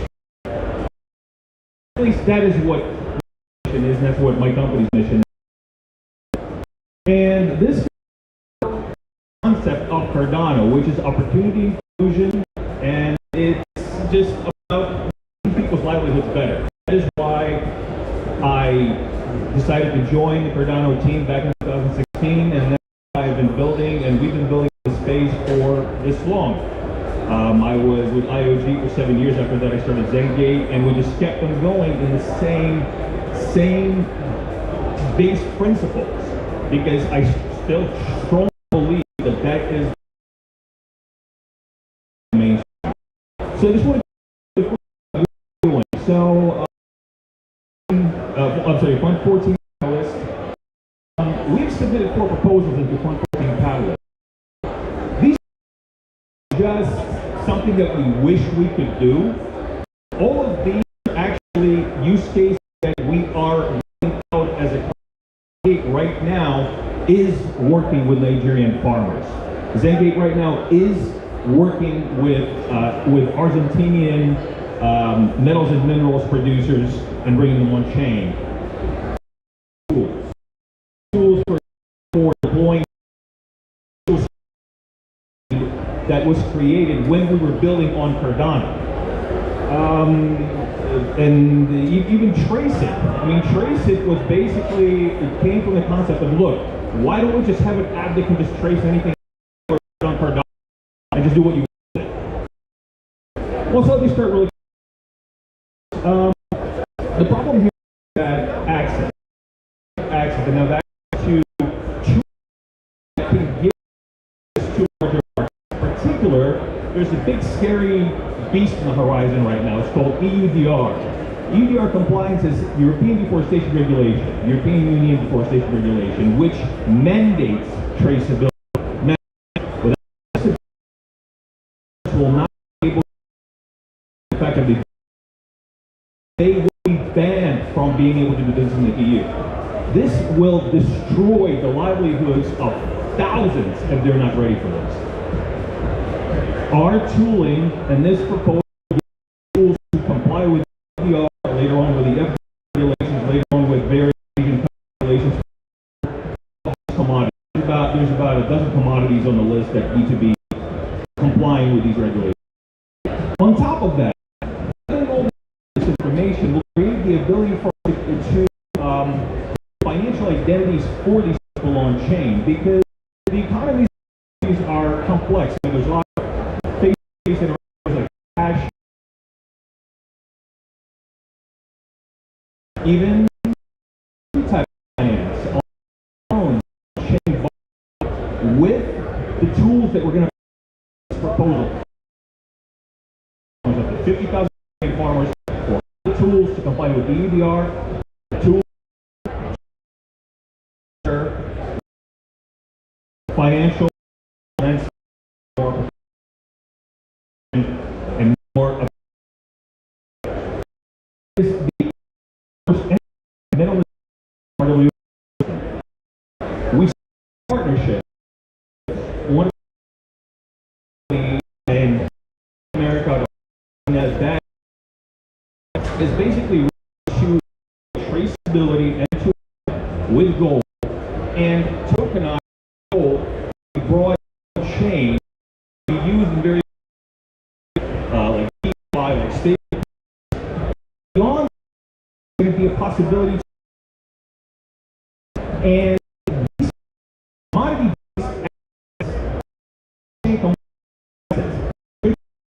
that is stronger than any specter to a dollar and financial tools that this is more traffic into the first ecosystem that is being powered by commodity-based assets that are able to trade with Web3. We have developed a, moving on, we're going to what's called fast. What this is you can deploy fast Cardano with an on-chain engine. And just a few words, when you have Cardano and you have transactions, you need to create, a lot of times create a chain using validators. Right now, it's very cumbersome and teams need to build over and over 6 months. Give them the ability to do that with templates, to be able to deploy quickly, bring cases to, and we're gonna fill. We wanted to see thousands of data that this will happen, make that possible. Is trade adapt that will give you the ability to do anything. We're going to have temp. We're going to have to use. In fact, demo. Check out the website. Like I said, about mass the ability for access for their country and just fulfilling the mission of is us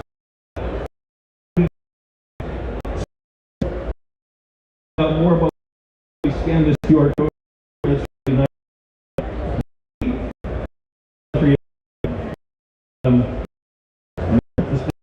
A lot of stuff to enjoy rates. We've taken this place from just like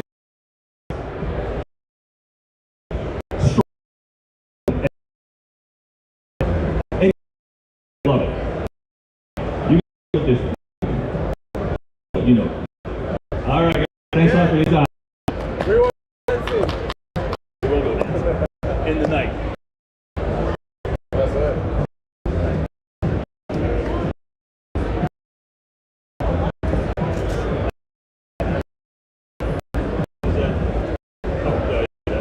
I can't hold on to it. I can't take it home. It's like this.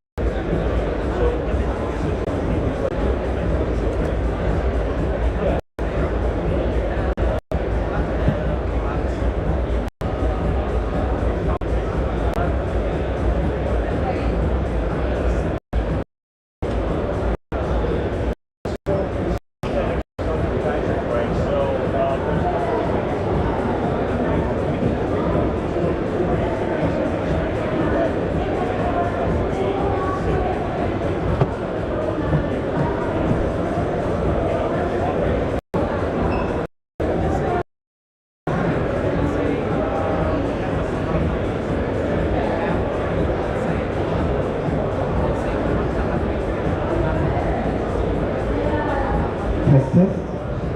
Okay. Hello everyone. Hello to my 5 viewers here. It's really amazing to be presenting at the Cardano booth. I'm going to be talking about Masumi, our newest project. A lot of the people in Cardano already know me from another project called Maker, which has been around for I think 4 years now. But really for the last 12 months, we've been focusing on a new project called Masumi. And it's a really interesting one. So to start, let's see if it works. It does not work. Okay.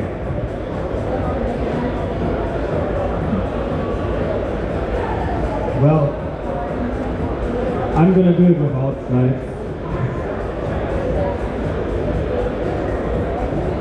Then, give me a second.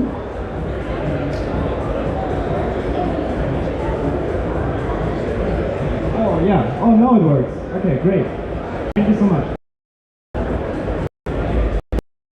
To start, I brought this quote from one of the most unpopular people in crypto, which is Bill Gates.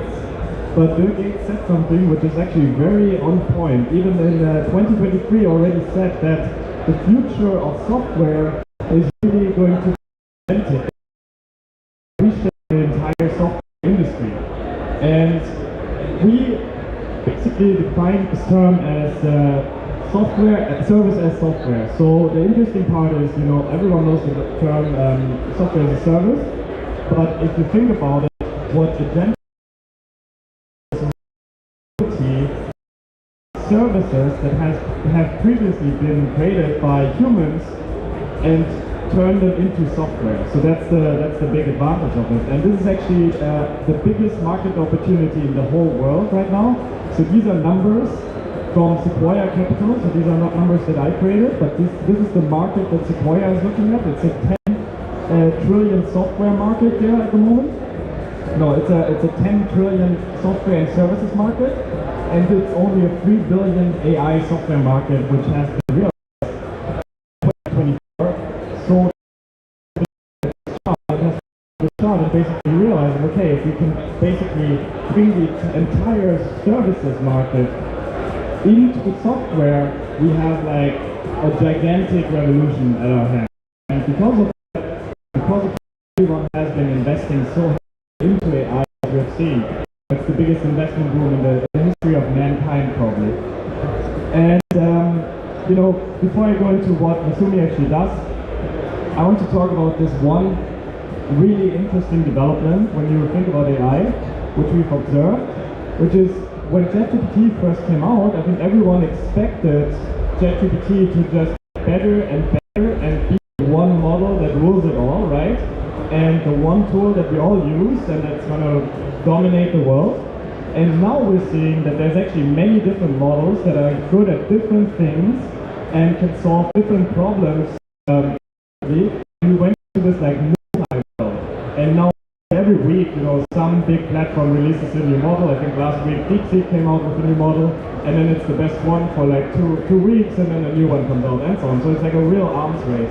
And this is interesting because now we can really choose what we are using for what kind of applications. And if you think about it, this is also where this whole like term agent came from. So before I talk about agents, really let's define an agent, because I think a lot of people hear the word agent and they don't really know what agent actually is. So an agent is quite simple. An agent consists of these three elements here that you can see. One of them being the prompt, so basically the instructions for the agent, like what do you do, who are you helping me with this problem or that problem? The second part is the model, so that could be ChatGPT, could be Claude, could be any other model, really what you want to be using for your specific problem.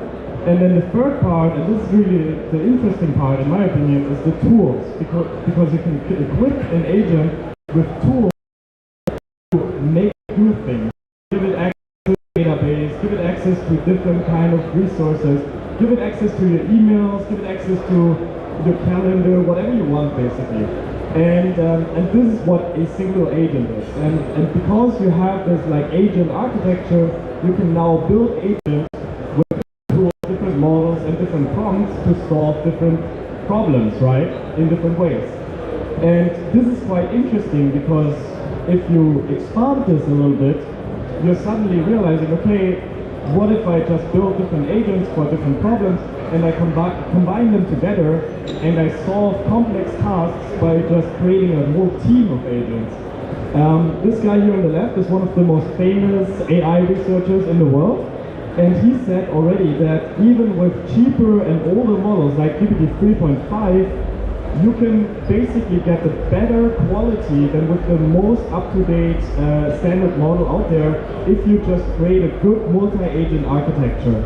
And that's why the whole ecosystem has been going into this like multi-architecture world. There's frameworks in the Web 2 world which have created hundreds of millions of multi-agents, not single agent, multi-agents. So there's billions of agents out there already in like the enterprise world today. And to visualize a little bit what this looks like, there's like the classic example of a booking agent, right? So you have an agent which is the coordinator, and this agent can now basically talk to many different different agents from different companies to book a whole trip. So you have to plan where you're going, you have to plan which hotel you're taking, you have to plan the flight you're taking, you have to plan all these different kind of things, which are all solved by different agents. And by creating this multi-agent architecture, you can basically do this, and if you just ask ChatGPT, ChatGPT cannot do this. So what does it look like to actually have such a multi-agent architecture? It sounds very technical, it sounds complicated, but it's actually very simple. It looks like a WhatsApp group, essentially. It's different agents, like here on the top left, the travel destination researcher, and then the travel photography agent, and so on. And they're all just chatting with each other in like natural language, right? In human readable natural language. And they're really working together like as if they were a human team in Slack coordinating with each other. And okay, I'll use this one. And I think this is really where we are headed right now with the whole industry. Every company is looking into releasing their own agents. As I mentioned, this whole like booking example is quite interesting because there you have a lot of different companies that need to interact with each other. Think about flights, you want to have an agent from Lufthansa, but also one from American Airlines, and also one from, I don't know, some other airline, British Airways, whatever. And then you want to have an Uber agent, and then you want to have a hotel agent, and so on. So you have different agents from different companies that need to interact with each other and also exchange payments between each other. And this is quite interesting because when you're thinking about this, it's difficult to solve. How do you actually build such a multi-agent architecture where all these different agents can work together in a secure way, right? Solve. And there's a lot of problems that with this. So you see here a bunch of problems. So, for example, how do you even know that this agent belongs to the company that it says it's from? How do you know that this agent can actually do what it says it does?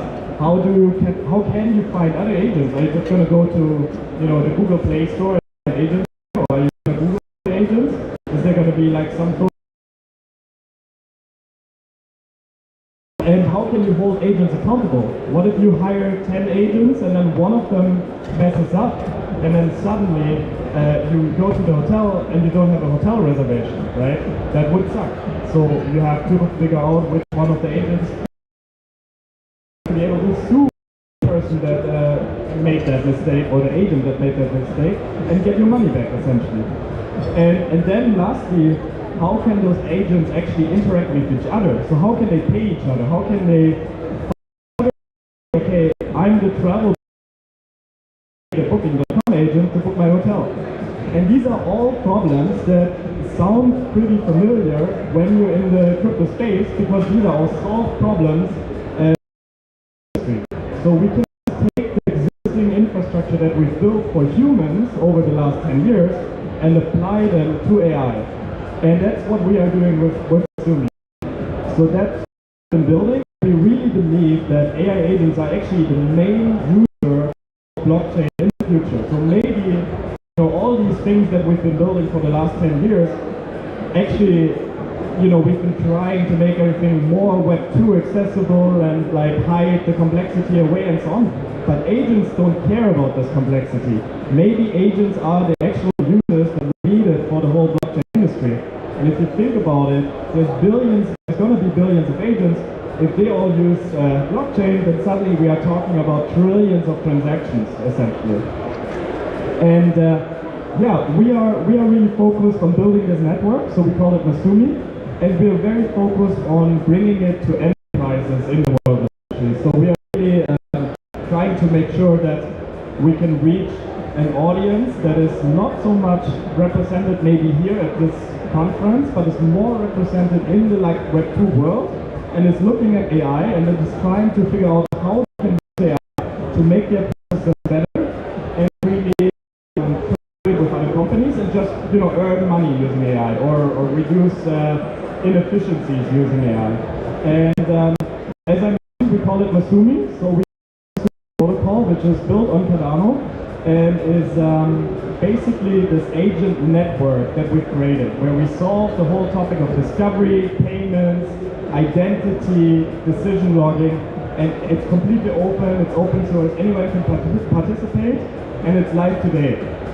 And we built a few more, I would say, components in this whole Zoomi ecosystem. So the second component that we've created is Token2049. And Token2049 is essentially an agent runtime environment. So it's a tool that you can use agents easily. This has nothing to do with blockchain, but it's something we built out of necessity because it didn't really exist before, and we wanted to run our own agents and really scale them up and be able to launch, 1,000 agents in parallel without any issues. And the third tool, sorry, I'm losing my voice a little bit from yesterday. The third tool that we have built is called Token2049. So we have a lot of Zoomies here, but Token2049 is essentially the interface for humans to interact with this protocol. Because everything I mentioned just now is still very technical, right? A blockchain protocol, an AI agent network, all this kind of stuff. It sounds complicated. It is complicated. It's not complicated for agents, but it's still complicated for humans. So what we've done is we've created this marketplace, Token2049. You can visit today, and you can basically imagine like a Fiverr for AI agents. You see all the agents that are registered in the network there, and you can click on one and you can hire one. And you don't even have to have any crypto, you can literally pay with Stripe. So we hide away the complexity and we make it accessible to everyday users, especially businesses and enterprises that just want to hire agents. And and that's what we've done. In the background, it's still all protocol on Cardano, it transacts coins, and agents are able to interact with each other autonomously. So, there's a few more things I could say about like regulatory compliance. We're a European company, we really care about all the rules that are there in Europe, and really making sure that we can onboard European businesses as well as other businesses in the world, of course, but especially in Europe. And because of that, we have to do a lot. But the board, we're gonna. One thing I really want to highlight is that we are building this in a completely open way. So we're not saying, okay, we have the one solution that's going to rule it all, right? We are saying, okay, we have one solution that solves a few specific pain points, and we're interoperable with everything. So we are interoperable with every framework out there. We are integrating with the new agent payment standard from Google, with X42 from Coinbase, and we're really making sure that we stay interoperable, because the whole idea of this is that billions of agents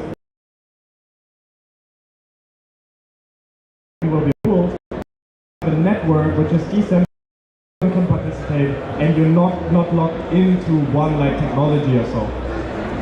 So that's basically what I said. These are a bunch of the agent frameworks we support today. So the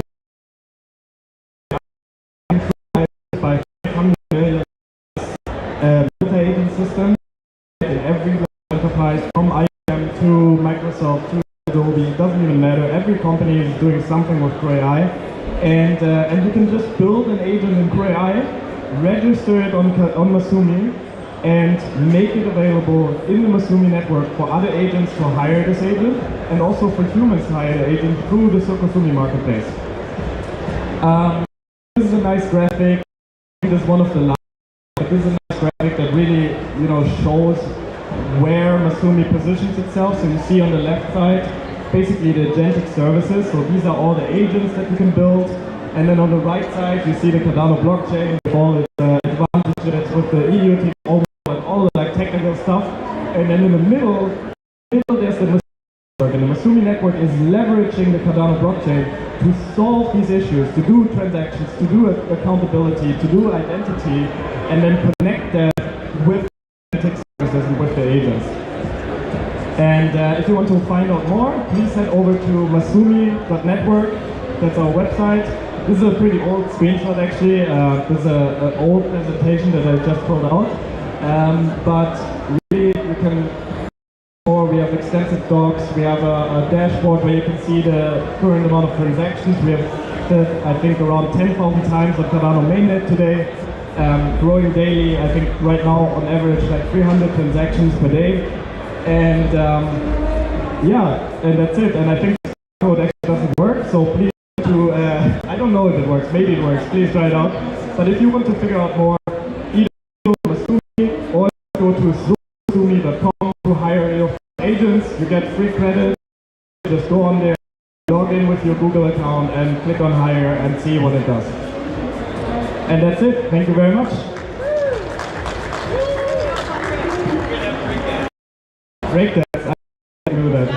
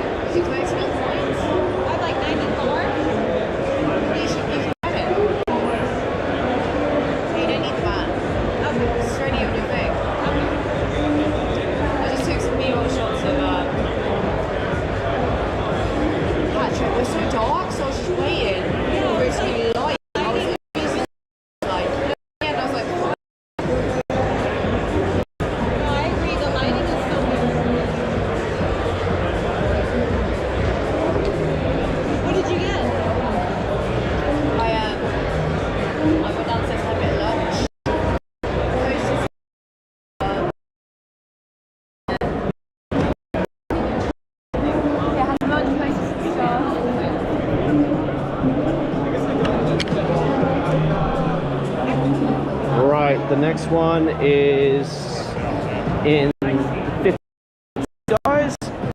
So it's happening, a lot of connections being made. And yeah, we fundings and all, so let's see. I hope you guys enjoyed Patrick's talk there, and then I think we're gonna have very soon another one coming up, so hope you guys are enjoying this live stream. And,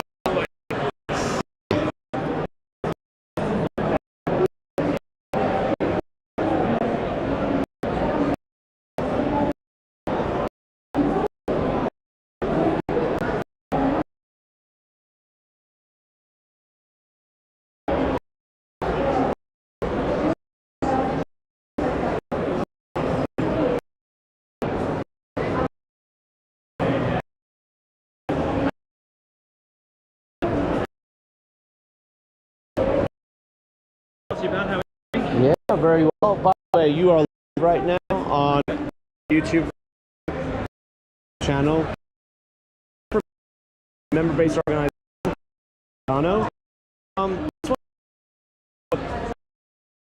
So it's English. Sorry, that's just no,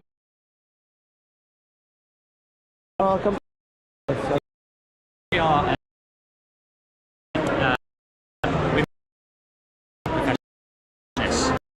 provide advice of the Cayman Islands, Virgin Islands, Jersey, Guernsey, and we also operate services that I mentioned, which provide services to jurisdictions, 5 jurisdictions, as well as Singapore.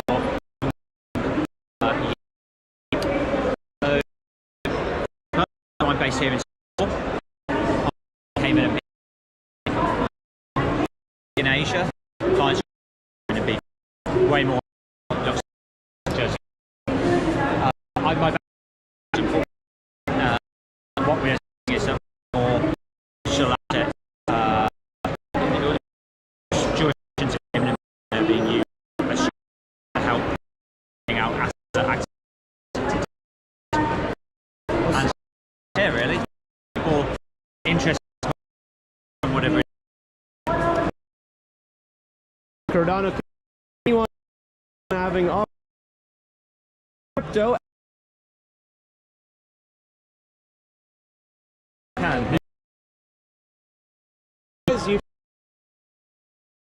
friend and anybody doing your hey, I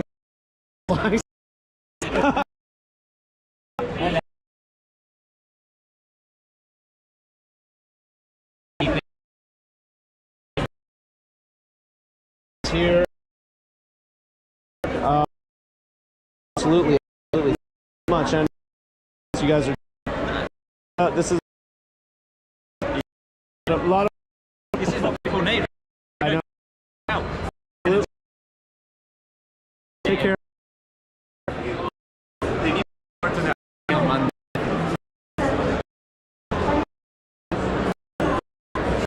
I like to say not.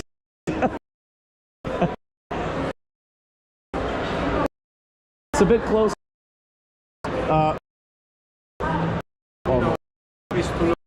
Yeah.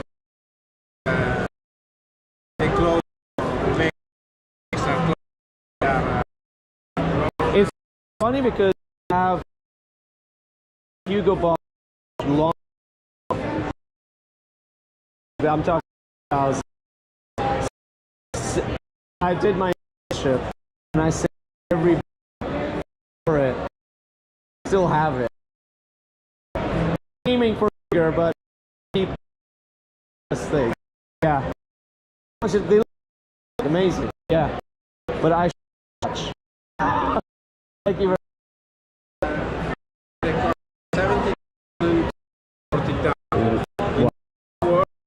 you don't do anything and you use the don't worry, everybody's coming in. They are there in exposition, which I found absolutely incredible. Are there for to try, but everybody's like they don't. They are on. How is free watch? We're just showing. Oh, okay, okay. When you have a digital, yes. You can buy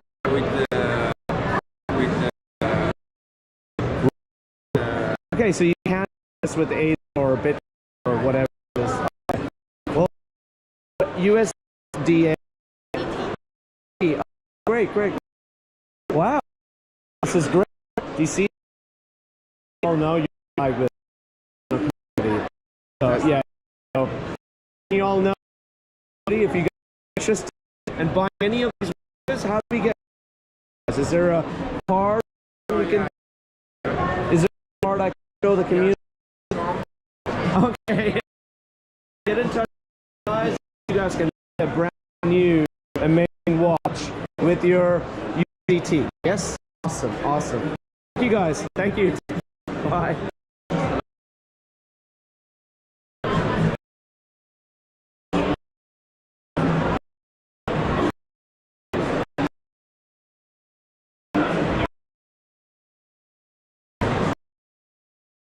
Not fire rate. Yeah, guys, it is a bit of patient. I know I would love you guys at level, but yeah, try not actually. Let's see, talk now. It's big.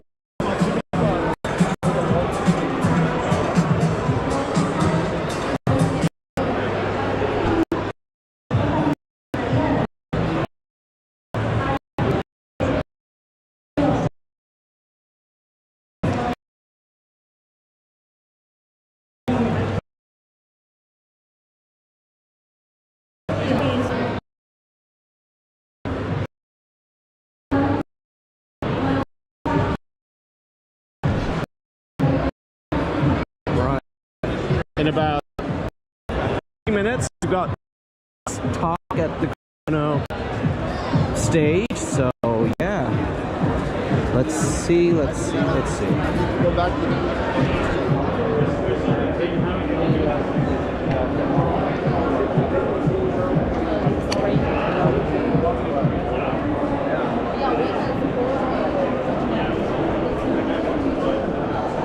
Okay, this is going to be crazy. Yeah, there we go. Taking that out.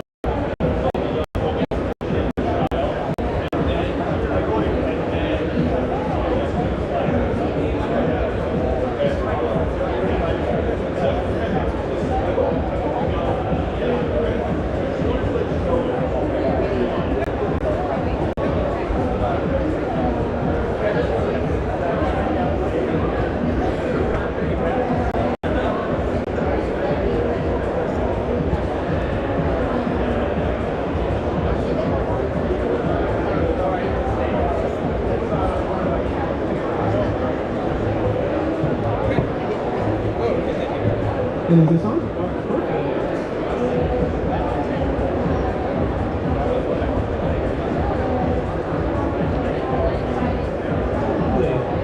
Aaron, do you want me to get started? Yes, let's go.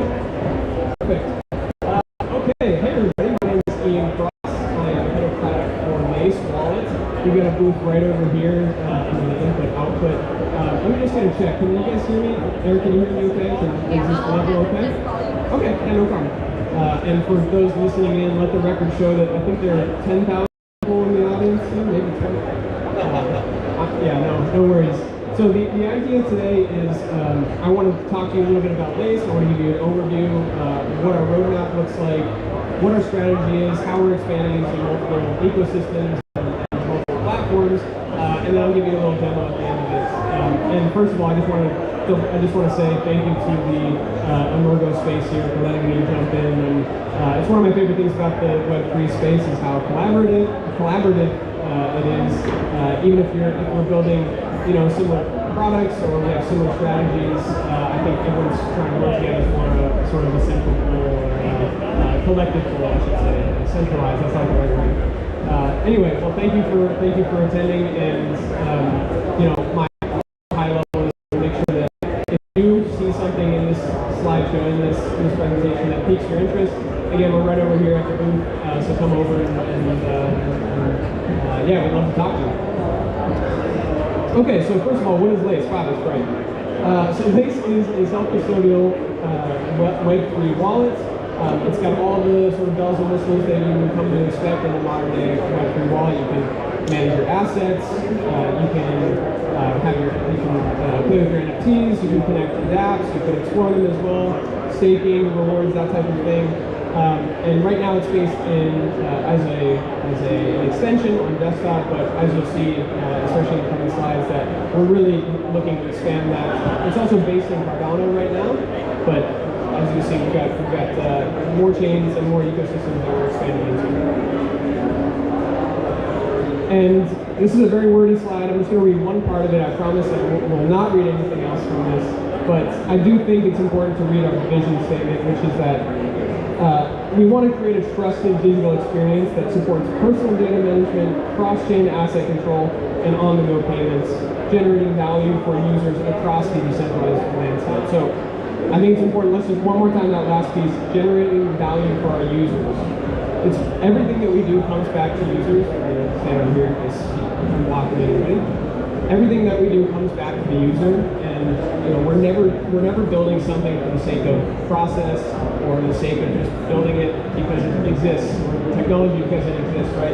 We want to make sure that that ties back to the community, ties back to what you are looking for, and something that generates value for users. So anyway, I'm harping on that, but I think it's important to level set as we talk more about Lace in this presentation. Okay. So again, I'm going to give a high level on a few of our priorities and a few of the items that we're really excited about.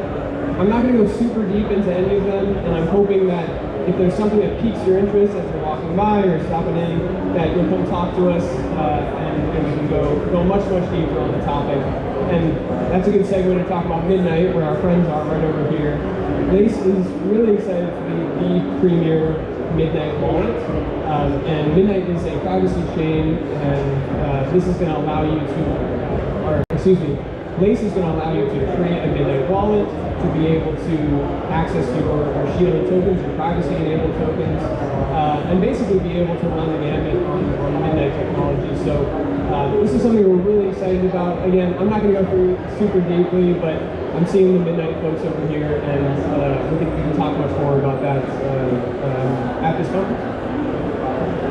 Another initiative that we're really excited about is our Lace V2 initiative, which primarily focuses on expanding Lace finally into mobile. And I'm hearing people in my mind saying, when mobile, right? We are clearly going into a mobile landscape or creating a mobile platform for a wallet is not a novel idea by any means. There are lots of successful wallets and applications that are mobile focused.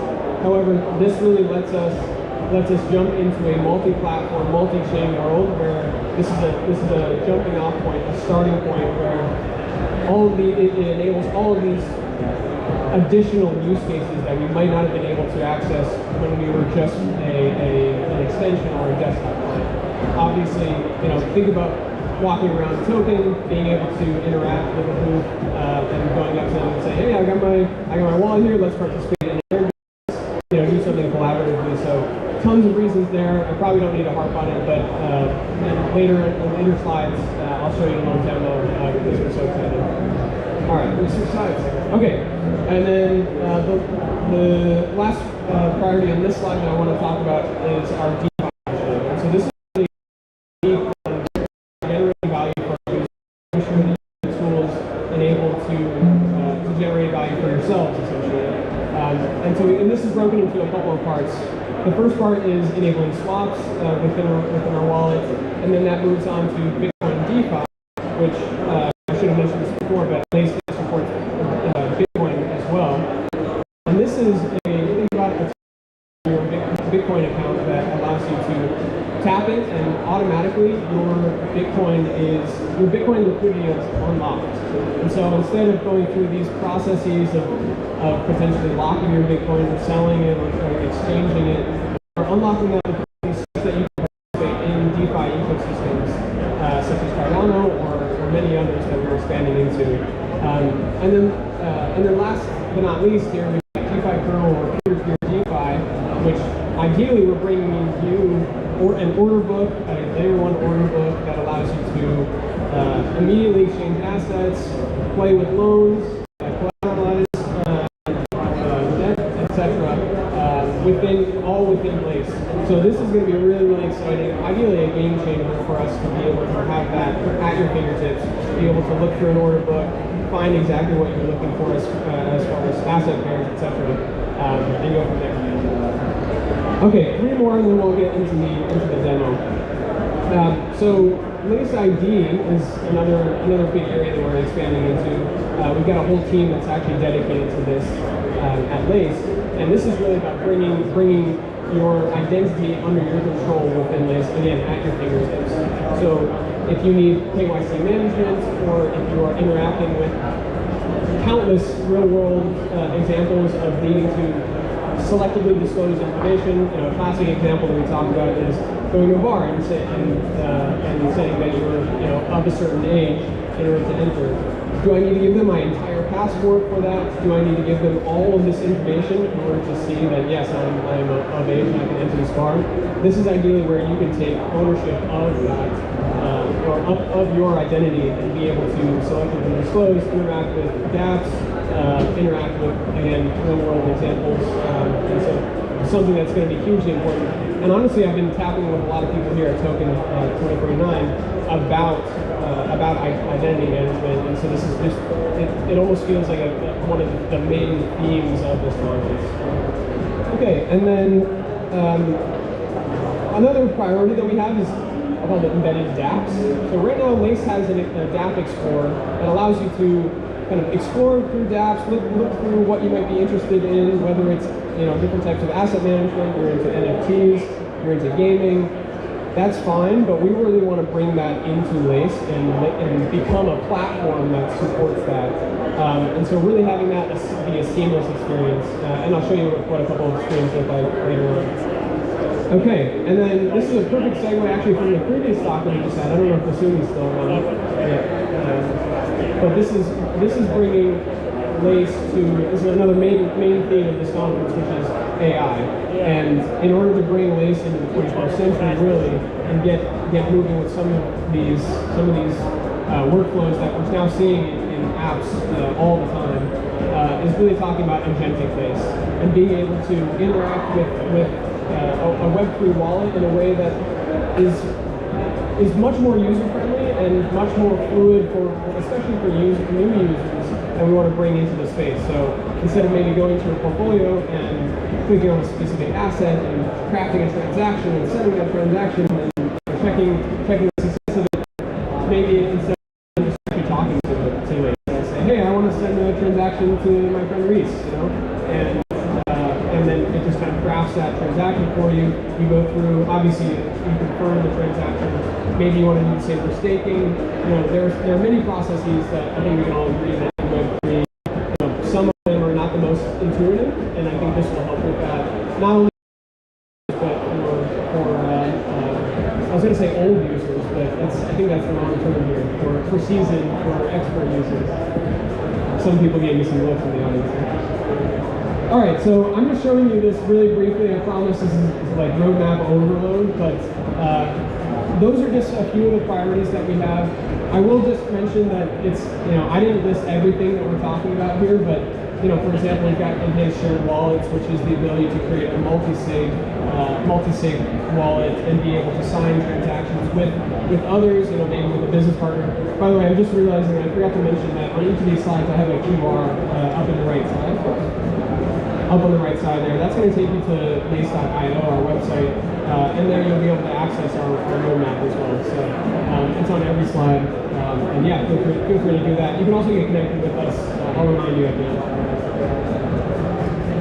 Okay, and now the part that I'm really excited to talk through, which is our V2 demo. This is our foray into the mobile world. We are updating our platform throughout. So again, Lace is going to be on as an extension on desktop and on mobile. Just let me know if you can't see it. I'll try to skip or shoot you around. Well, let's go on this side. So again, I mentioned this at the beginning, but having a mobile wallet in itself is not a novel idea. Again, lots of apps have that. However, what we're excited about is that we get to take a second look at a lot of our workflows and show, okay, is this what we want? How do we simplify this? How do we use AI?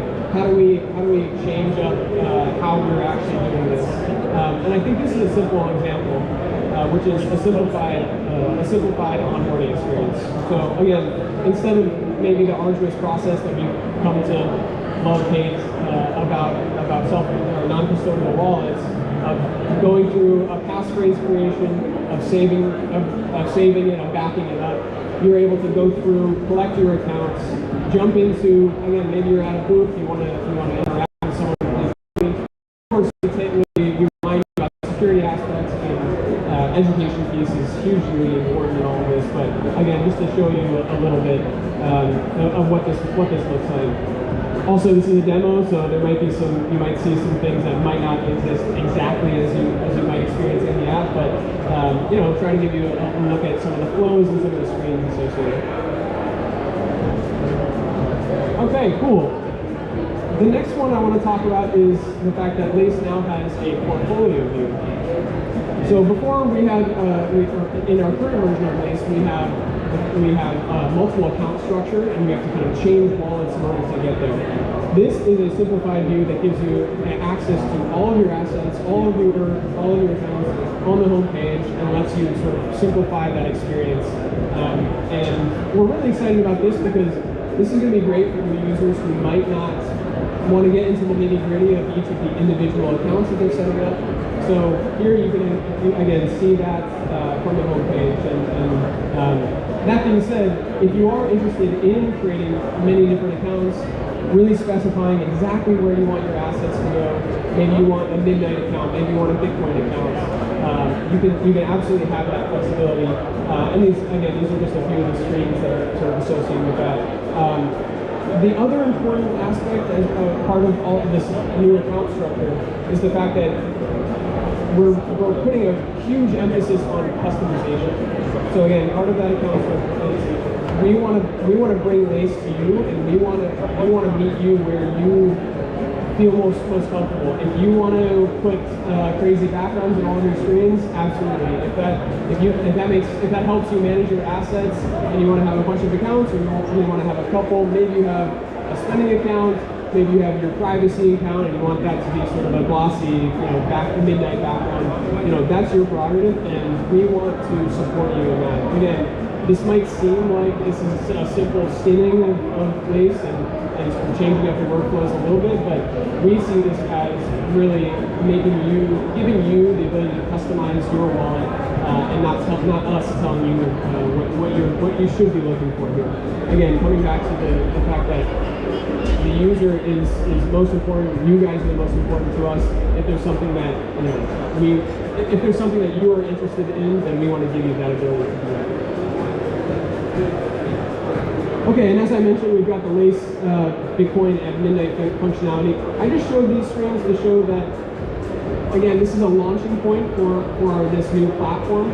Because we're going to be extensible into multiple chains and multiple ecosystems, having the individual account structure here allows us to have account-specific functionality.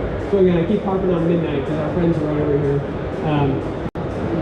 Midnight accounts will allow you to, allow Lace, for example, to add in functionality that might be specific to Midnight, but might not be there in other accounts, such as a privacy-enabled functionality or maybe a specific data.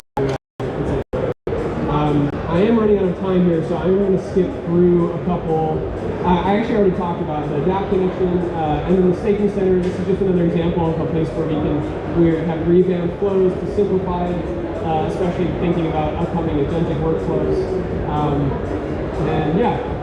The last thing I wanted to talk about here was the fact that the Lace marketing and education team have done a really nice job of bringing these resources to our website. Again, you can see the QR in the top right corner if you're just joining us. But we've developed an education series, and we continue to update this. We've got a blockchain 101 course where you can look at your browse videos and get up to speed with that.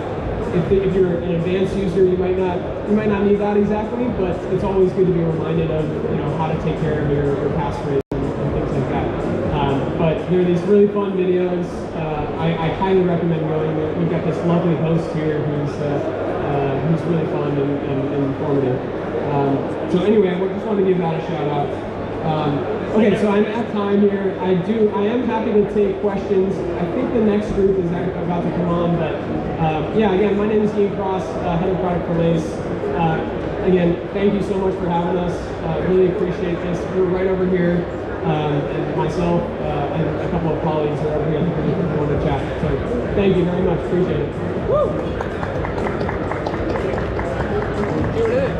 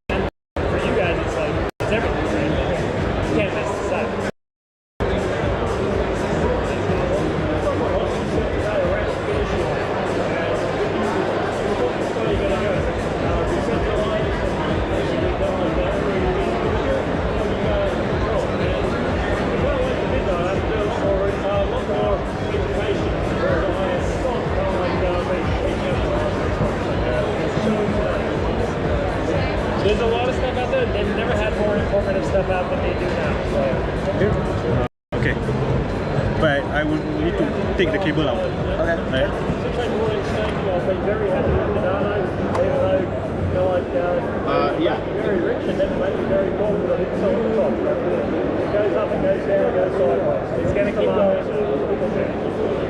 It's just the market. And it went down the booth. Oh, is that the way no worries, I'll wait for the next speaker, who that may be.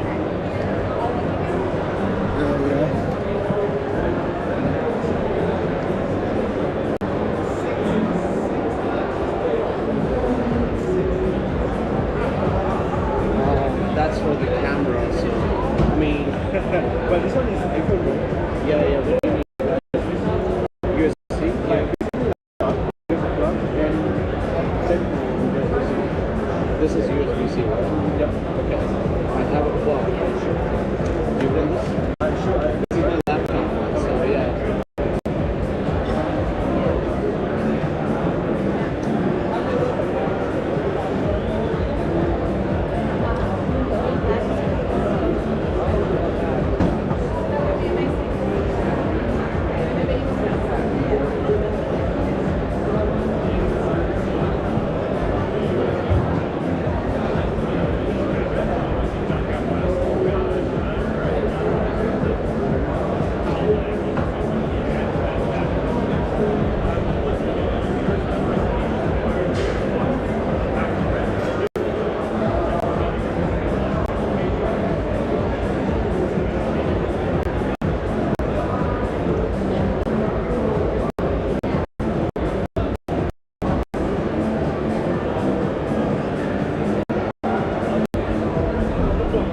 Do you have an adapter? Can you check?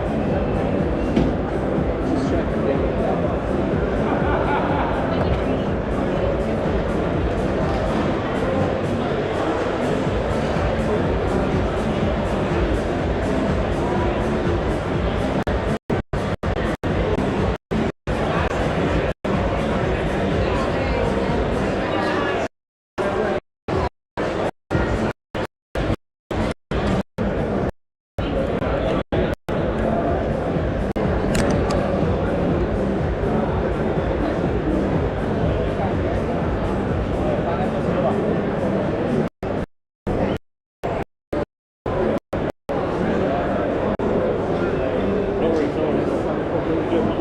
No worries.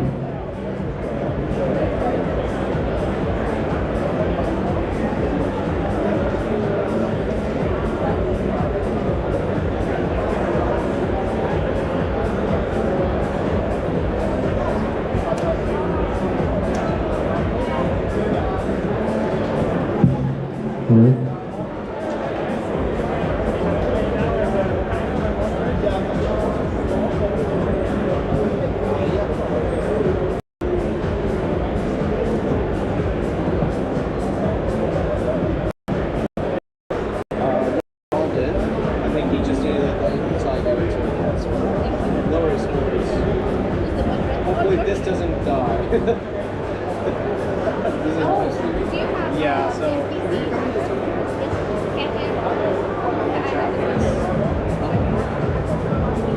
No, Japanese.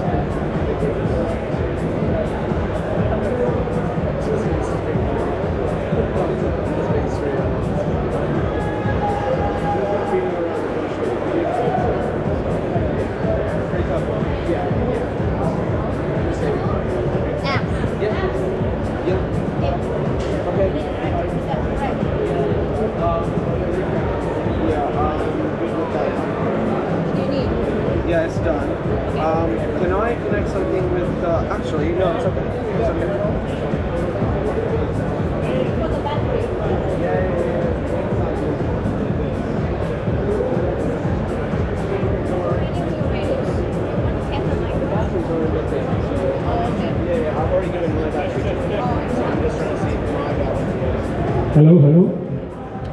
I think it should survive.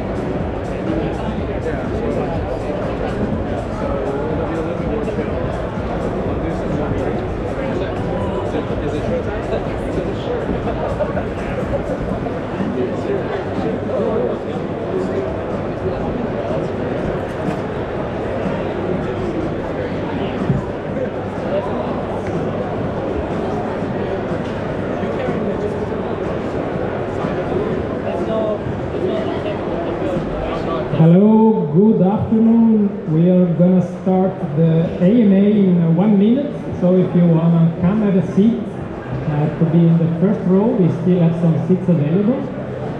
So don't be shy. Please join us.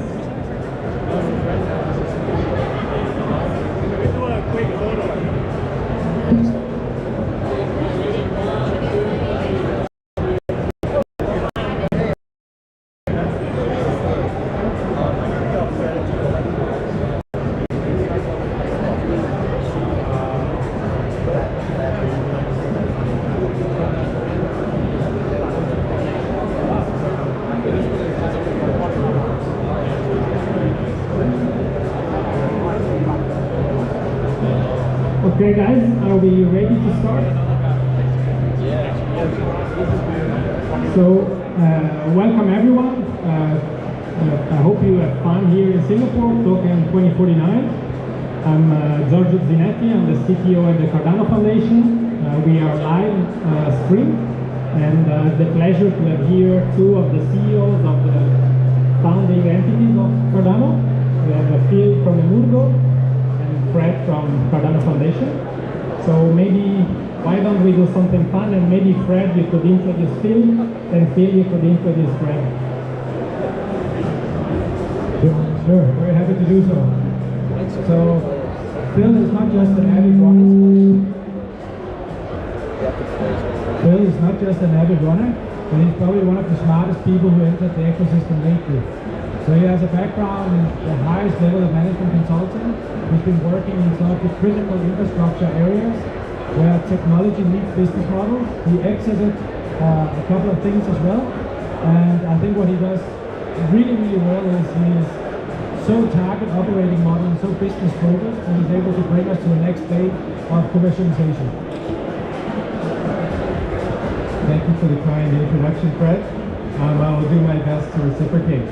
So Fred is one of the first people I met in the Cardano ecosystem, and it's been a privilege to get to know him.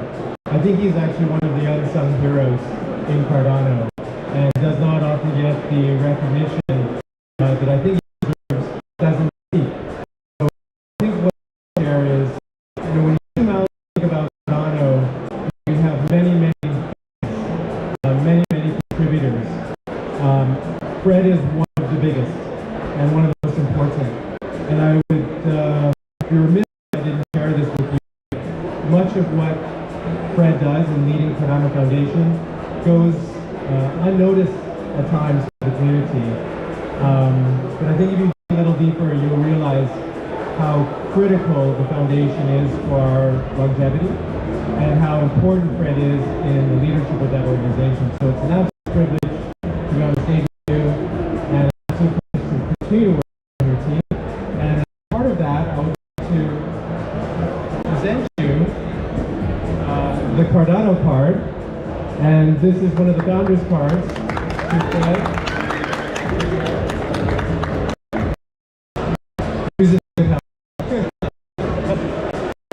Wow, that's amazing. Thank you very much. I've been to the data. I actually had a Cardano card, so I can actually data, Bitcoin, go. The more we use, I would other people trust, and the more trusted comes to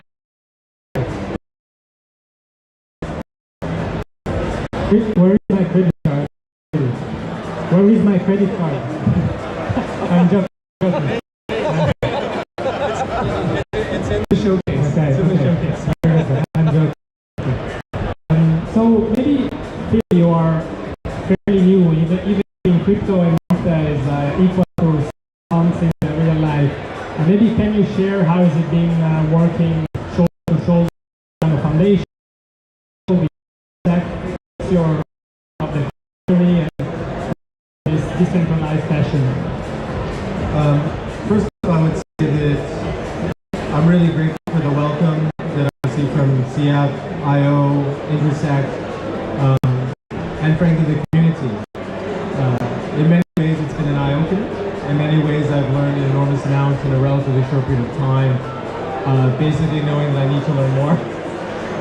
But I think that what I want to bring to the and the ecosystem is just a normalization of working relationships. You know, I come from an incredibly disciplined and professional background where we get on with it and we work together to make things happen, because I think collectively we get more done. We actually need each other, particularly in the Cardano ecosystem, to work together to have the maximum impact. And so I've reached out, built a good relationship with Fred, with Charles and his team, with Intersect, and even our good friends at Midnight, who are, you know, going to be an integral part of our overall ecosystem. And so I think, you know, from my perspective, those are just kind of the starting point. What we now need to do is galvanize the community to realize that all of the founding entities, all of the important parts of the ecosystem actually can work together to make things happen. And we're seeing that. We have a lot of things we want to share today, a lot of new things to share, which I think the community will find very exciting. Maybe following up, Fred, the Cardano Foundation announced roadmap for the next few years. How was this roadmap designed? How did the foundation choose the strategic pillars to spend energy and effort in? And how does that fit in the overall orchestra that is Cardano? As many people know, Cardano Foundation stands for three things. The first thing is operational resilience. Cardano has been down since 2017, right? It basically makes us, together with Bitcoin, the most resilient infrastructure in the world. But what people also don't know is actually the largest distributed network of nodes in the world, even superseding things we take for granted like the internet. Huh? So this is truly unique, and we've been working really hard to secure that. And we are finally in a situation where we don't foresee any hard forks in the next, say, 10 months or something like that. I'm looking at Jack a little bit in the back here, right? And that gives some time to breathe. The second thing is basically education, including policy and regulation.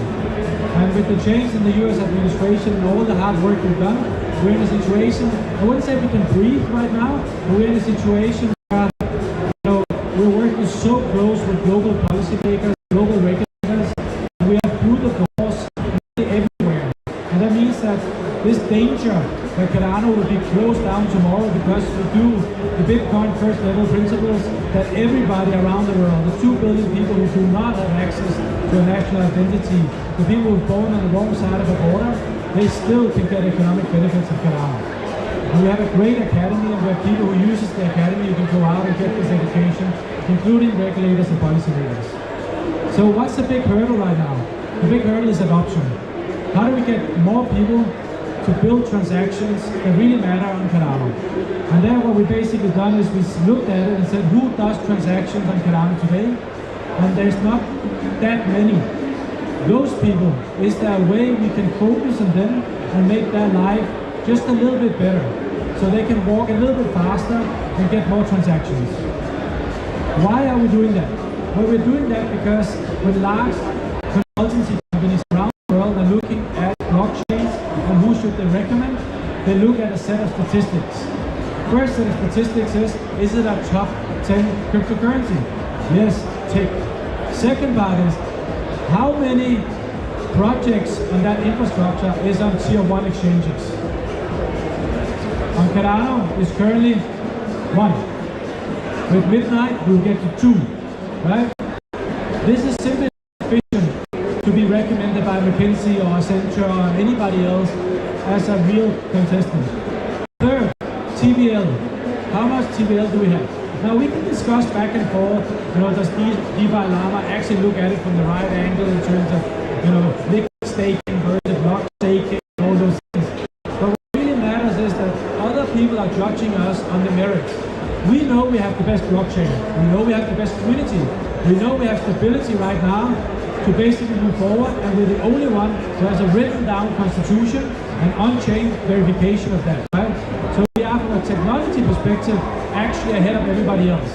Now we need everybody else to recognize us for what we do. And a part of that is to tick some of those boxes, right? As we are now pushing projects like Masumi and IndiaNet and others who's building transactions exponentially right now, we're still not on a level where we have two bots playing against each other for fake transactions, because on Cardano we're real. So therefore, what we're focusing on right now is really this adoption element. So we have Intersect in place right now who can be there for everybody. Now the Cardano Foundation can be there a little bit more for the people who really need to go forward and be the trailblazers and show what Cardano really can do. So we get into these really big projects and being recommended by these big implementation providers. Fred, can you speak a little bit more on the roadmap? Was announced some strategic investment in stablecoin, in DeFi protocols. Can you maybe materialize a little bit of what that does mean? Yeah, so we are quite unique in the aspect of that we took $10 million from the Cardano Foundation's treasury and we tokenized that in reinsurance. Normally the entry barrier to reinsurance is $100 million, and you still need to know a tier 1 asset management firm and you still need to have contacts. Now what's truly unique about it is not the RWA piece of that. It is that we actually went to the London Stock Exchange and rang the bell. And we are the first, not just blockchain, but the first RWA product on the London Stock Exchange who ticks all the boxes, not just for KYC and KYB, but also for the regulatory compliance to be listed on a tier 1 equity exchange. Now I know Immorco is looking at also coming into that, and we are also speaking to Solana to basically get onto that product. But our hope is that we can lower the barrier even further, down to maybe around 50 to 100K. And even further down, because we want to democratize the access to capital markets in things that can be verified on a global permissionless blockchain. Further to that, we're going to take an 8-digit figure and put that into the user experience for our on the current setup in Cardano. What does that mean? We're going to work with some of the stablecoins and some of the DEXs to ensure that we have a double-sided order book, a better composition of AMM, and more liquidity 24/7. For a set amount of time, only a set amount of time. After that, I know the community will have enough data points on the blockchain to see if there is a demand side for that, and if there is a demand side through Intersect, we have now the opportunity to do treasury goals and come together and have a DAO or have a functional way to support that going forward. Because it's not about what the Cardano Foundation does today, it's about what enables it for the community of the future. Then we're going to take another 12% and add into marketing. What's so unique about being here today is this is not IOG, this is not Immorco, this is not Intersect, this is not Cardano Foundation, right?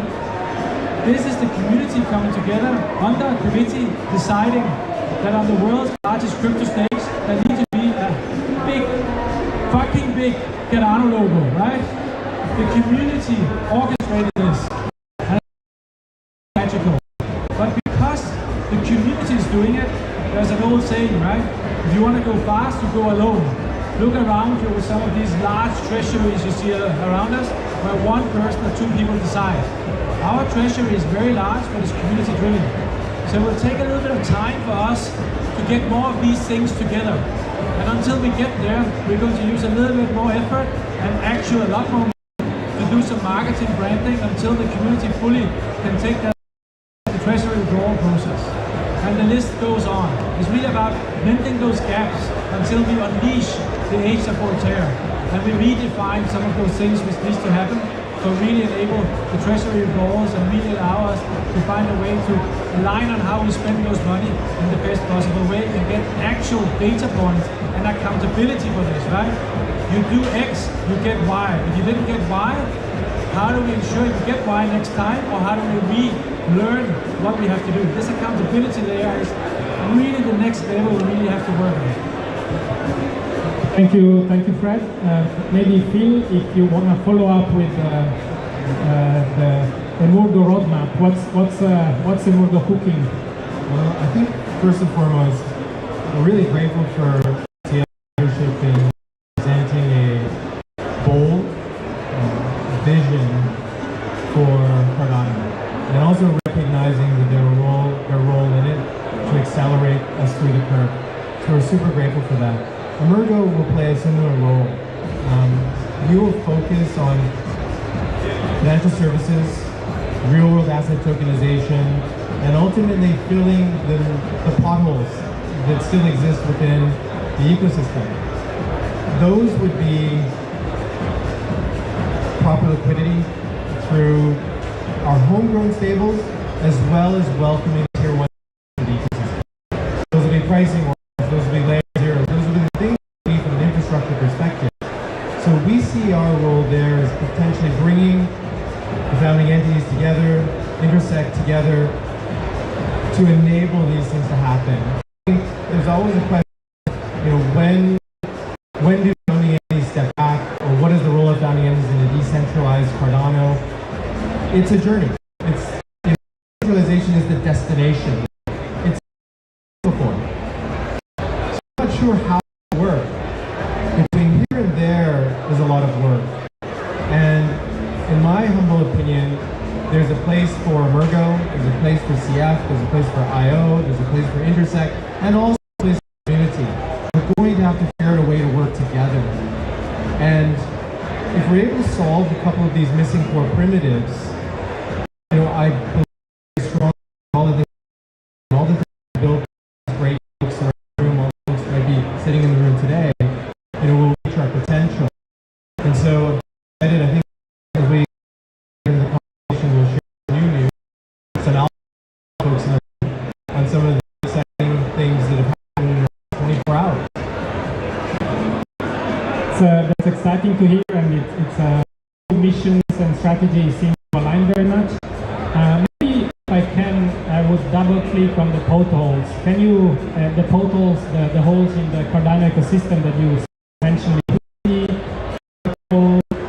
interoperability, is there something else that you have in mind? And maybe could you tease some of the integration that you have in mind and we are trying to get? Look, I'll just dive into it because people probably want to give the people what they want, as they say. I think one of the missing core primitives is a tier 1 stable coming into the ecosystem. There have been numerous conversations by different parts of Cardano, so IO, themselves, individually facing against ETs, USDs, USD1s, etc. in the world. 24 hours ago, in a room, not far from here, Fred, myself, Charles, Andy from tier 1, and collectively presenting Cardano's compelling ecosystem and need for a tier 1 stable. In fact, in that meeting, they also pitched to us why they find this attractive and why they think that there's a real opportunity to work together. And so that is an example that I don't think many in the community thought would be possible even 2 weeks ago. But we actually made it happen because we actually want what's best for the community. Surprise, surprise, right? And when experienced professionals have taught and what can we do together, you'll find very quickly that we can make it happen. So I think in the coming weeks, a few announcements are going to fill a few of those holes. And it's going to be together.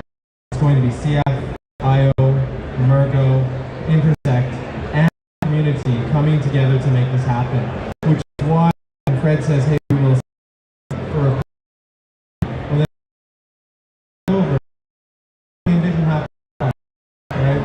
And so we will lead the way. And we hope with that leadership, the community will recognize, we're really doing this in the best interest of all of us, and then help follow and help.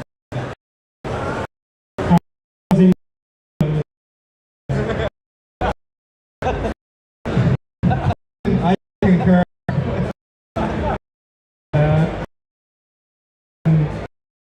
Jumping to questions, maybe the audience share your observation from Token.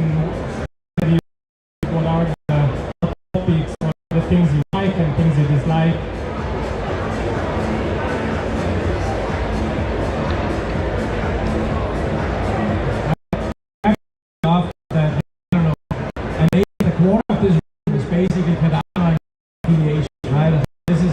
This is how, right? And I asked the opportunity to come up with some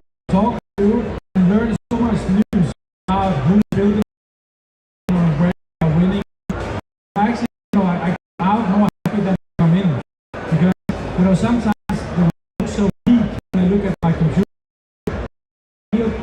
Projects, India, 2 weeks done 6,000 transactions on for criminal forensic data in a state in India, right? You get blown away, right? Because it's a real manipulation. People who are using an blockchain to solve that, right? And then I hear another project, makers going there to work with them and help them, they're not really, right? And then I hear, a stablecoin project coming and saying, actually we're secretly building on Cardano, right? And a tier 1 stablecoin project saying, we want Cardano and we want Bitcoin, right?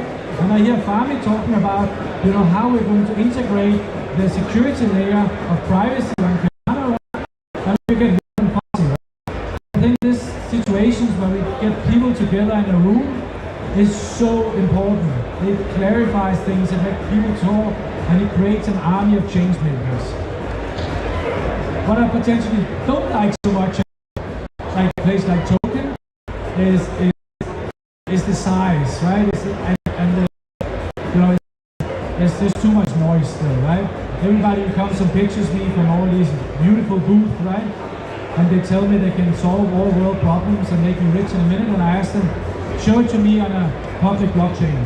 And they're like, what do you mean? I said, show me the transaction, show me the policy ID, show me the smart contract. And they're like, oh, that's another team, or can I do another day, right? And we can do that. I have more than 15 projects around us right now who can open their phone and can show on the Cardano blockchain that this is real. This is changing society. Still, there's a bit too much speed going on in the larger. But when you get down here to family, we are really moving things forward now.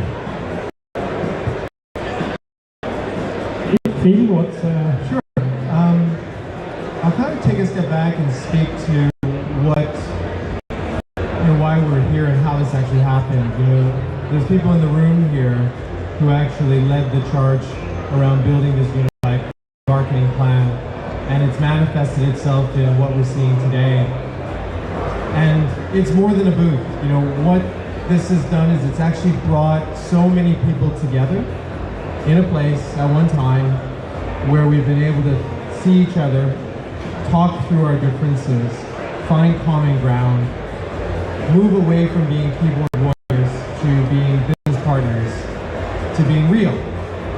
And last night we had an amazing event. Nate and the team at Air and folks like Ash, were there really bringing all of Cardano together. And I saw so many relationships not just being reinforced and strengthened, but new ones being built. And that wouldn't have happened if we didn't, as a community, make this all happen. And whilst there is a lot of noise, the signal to noise is high here, right? But there is still signal. And I think last night a few things happened that wouldn't have happened if we didn't have marketing by one stable not have happened. We wouldn't have bring all the families together in one place at one point in time if we didn't have this. So we have to give a lot of thanks to the team for putting it together, and also thanks to the community, their trust for allocating data. I think you'll be really happy with the results that come out of Token. Thank you both. I think we can go into the AMA part of the session. If you guys have any question, you can raise your hand, but I will start with the community question. This one is from Rabbit. It's about founding entities. So entities are essential in the Cardano off the ground, but governance has moved on chain. How you see the shift on the founding entities are responsible to the communities responsible for its powers. How is it playing out? How do you want the community to see your roles as it continues to evolve? And maybe, Frank, this is for you. You were part of the founding entities era and the Voltaire era now.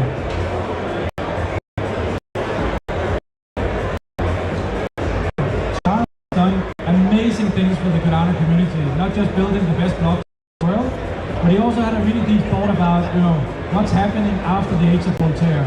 And one thing he said is that the community needs very strong institutions. And what it means about institutions is it doesn't mean that it needs of traditional entities with big hierarchies and so on, but it needs subject matter experts who really can dig deep and represent people, solve things, who need some type of centralization or some type of face-off, like facing up with a regulator, or facing up with exchanges, or running liability clauses and so forth, right?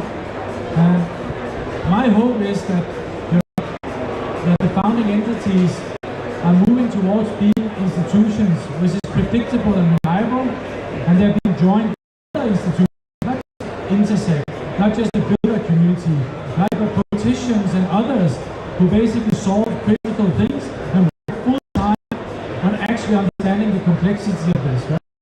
And therefore, as we come along in the age of Voltaire, we see that there will be some reluctance to participate in all votes and so on, right? But the beauty is this is state now, right? And I think the way we articulate and the way we move our voting power around and the way we are accountable towards that is also going to change democracy in states and countries as we go along. There's a long learning to be had. And right now, we need more firm hands and more people who walk the line and walk the street and sell the product. And we need more of that. Thank you, Fred. Do we have any question here in the audience, or are you all shy? Okay, you're all shy, guys. Then we take it from the internet. Philip, based on CF's obvious pivot toward direct capital investment into stable coins like USDM, USDA, and others, does this seem like a good time for a strategic capital investment in the echo that the Murgo initially helped create? This question is from Danogo. Thanks for the question. I do want to build off of Fred's comments earlier, the role of founding entities, the role of the community, the role of decentralization, this journey that we're on. I think there's a real practical reality that we all need to really reflect on and internalize. You do need institutions that are enduring, that are permanent, in order to engage with the counterparts that exist in the world today, right? Who are also institutions that are enduring and permanent. And we are not here to change that, right? We have things that kind of are prima facie to that, right? And so I think the founding entities should continue to present and be those enduring institutions that are able to enable conversations at the highest levels around the world to move Cardano's vision forward. Respectfully, I do not think that PREPs are the right solution for that. Right? It is actually too much to ask of them. Right? Now, from a voting and a governance perspective and representing community or the cause of the decision, absolutely. Right? Their should be heard. It should not be dictated from the mountaintop of the three founding entities and Intersect. But I think there needs to be a realization that it is not an either or, it's an and, right? And the level of involvement of the community versus the founding entities or institutions will vary depending on the engagement. And my humble belief is this is where we look to Intersect to give us guidance as well. Because they are the overarching kind of connective tissue for Cardano. So coming back to the question, so I don't want to dodge the question, the practical reality for us at Emergo is we're continually investing. We constantly invest, sometimes in resources, people, time, sometimes in capital. A bit of alpha from us.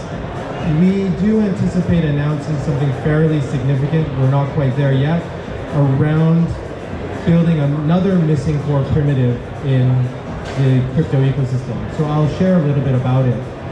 I think any person in crypto knows the difficulty of opening a bank account. I think any large crypto institution knows the difficulty of opening and maintaining a transactional bank account. There have been an enormous number of efforts by traditional banks to move into the space, and there have been some smaller banks that may try to do both, but none entirely successful. What I think this ecosystem writ large more broadly requires is a native on-chain bank that is regulated, that is a Category 1 national bank, that can do everything a normal bank can do, but understands our DNA, like DNA, which is fundamentally different from TradFi. Now those worlds are colliding, those worlds are merging, but I'd like to be part of something that builds a digitally native on-chain bank that starts from the perspective of us and migrates to them.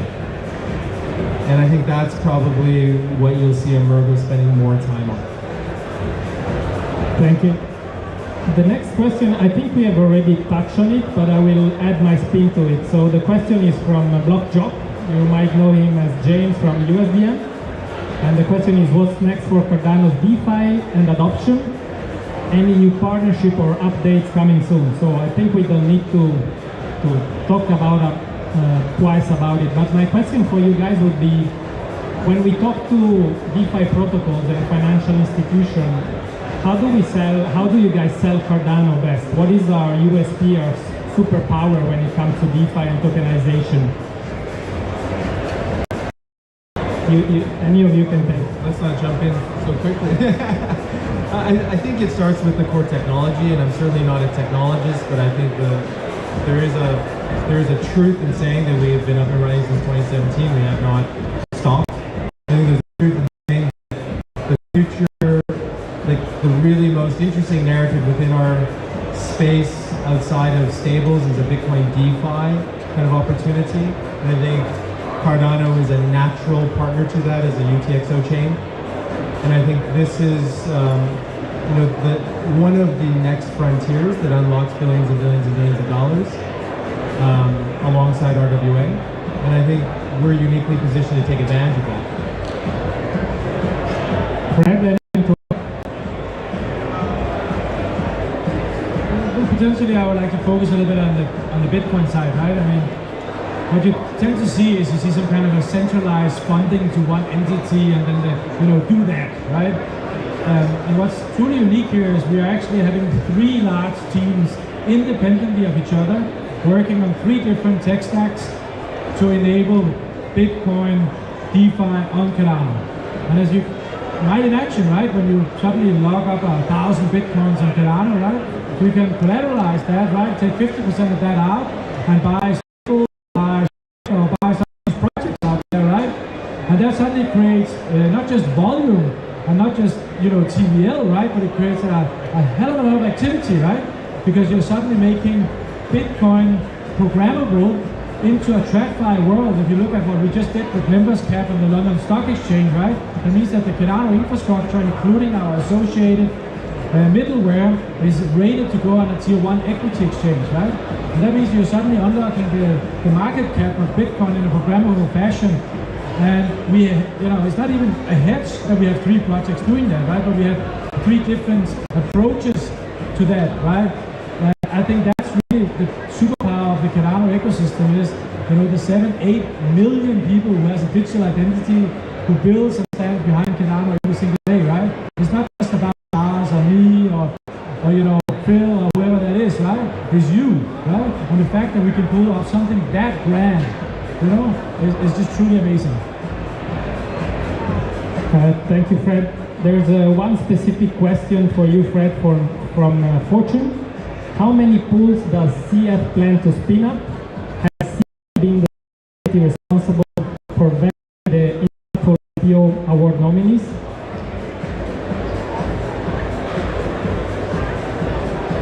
So, as you know, what's kind of different in the founding entities is that the Cardano Foundation is not planning to stick around, right? Our goal was not to be here forever. It might be, as Phil explained, that we need to stay here a bit longer than we kind of anticipated, right? But we're using more money, basically, than we are earning. And when you look at it, because we put 56,000 financial transactions on chain for last year financials, so everything from my salary to our rent to what it costs to build ICANN, exist in individual financial transactions, which is rolled into blockchain transactions on-chain, and all of that basically builds the balance sheet and the earning statement. And we just agreed with our auditor that from next year they're going to audit not just our ERP system but also that, right? You get to sort of an idea that you can actually verify our burning rate, right? And you know, everybody knows here, because I've been transparent about it, how much ADA and how much Bitcoin we have, right? So you can basically just do the math, right? So according to the economic principles, which has been in effect since the inception of Cardano, right? We know all what the K factor is, right? So you take the amount of ADA we have, and we optimize that towards a full pledge, right? And a full saturation of the pool. And then we're going to have sort of a liquidity pool on the side, which we are burning down.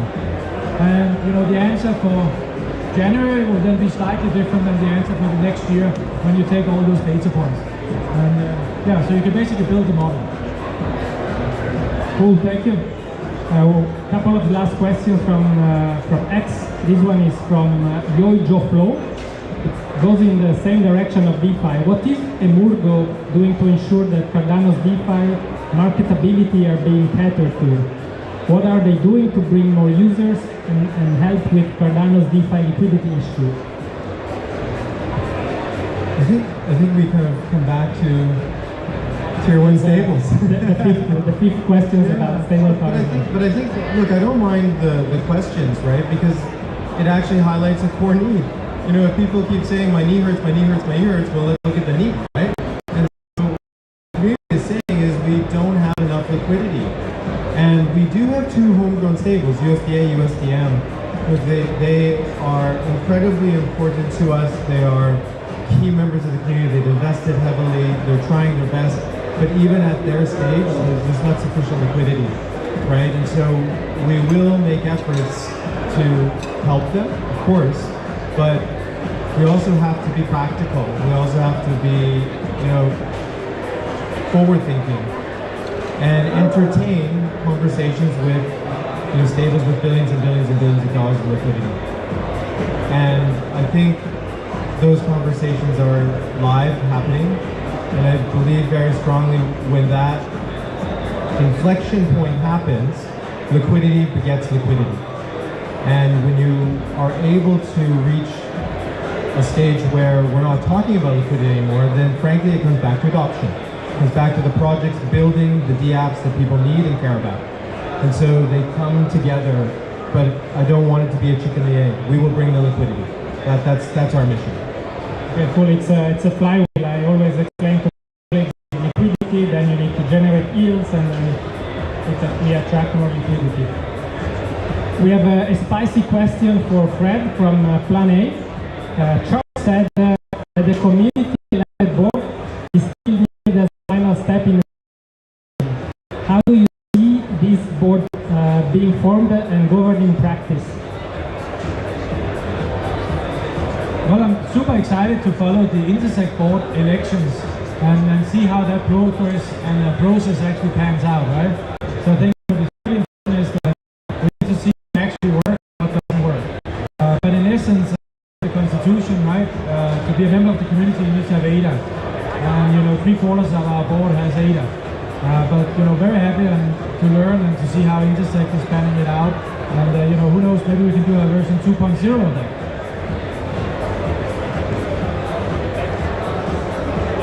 Thank you, Fred. We have still 5 minutes. Do you have any closing remark, any last announcement, one more thing? Maybe Fred, you have something else to say?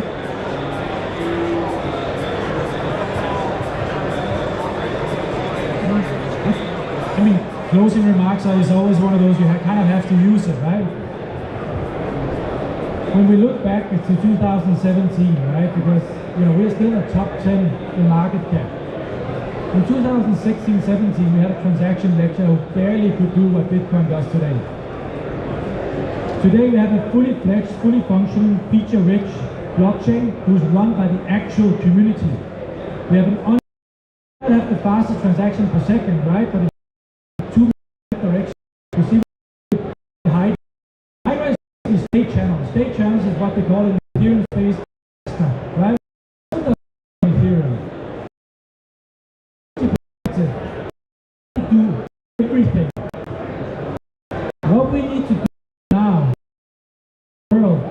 every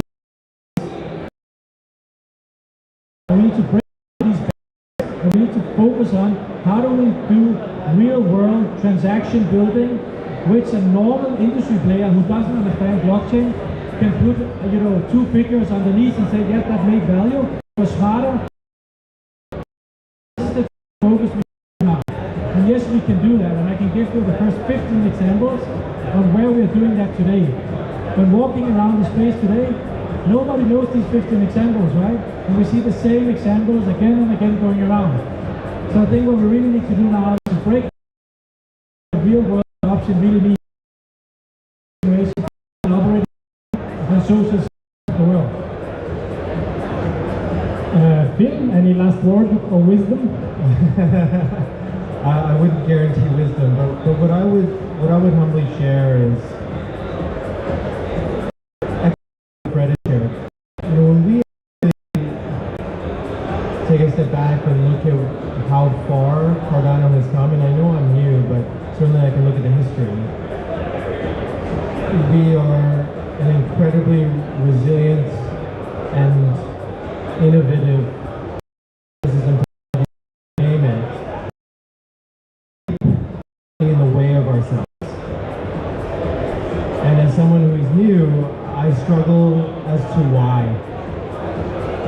You know, Cardano is more than a single personality, it's more than a single project, it's more than a single person's ambition or goals. You know, it is a collective of incredibly talented people.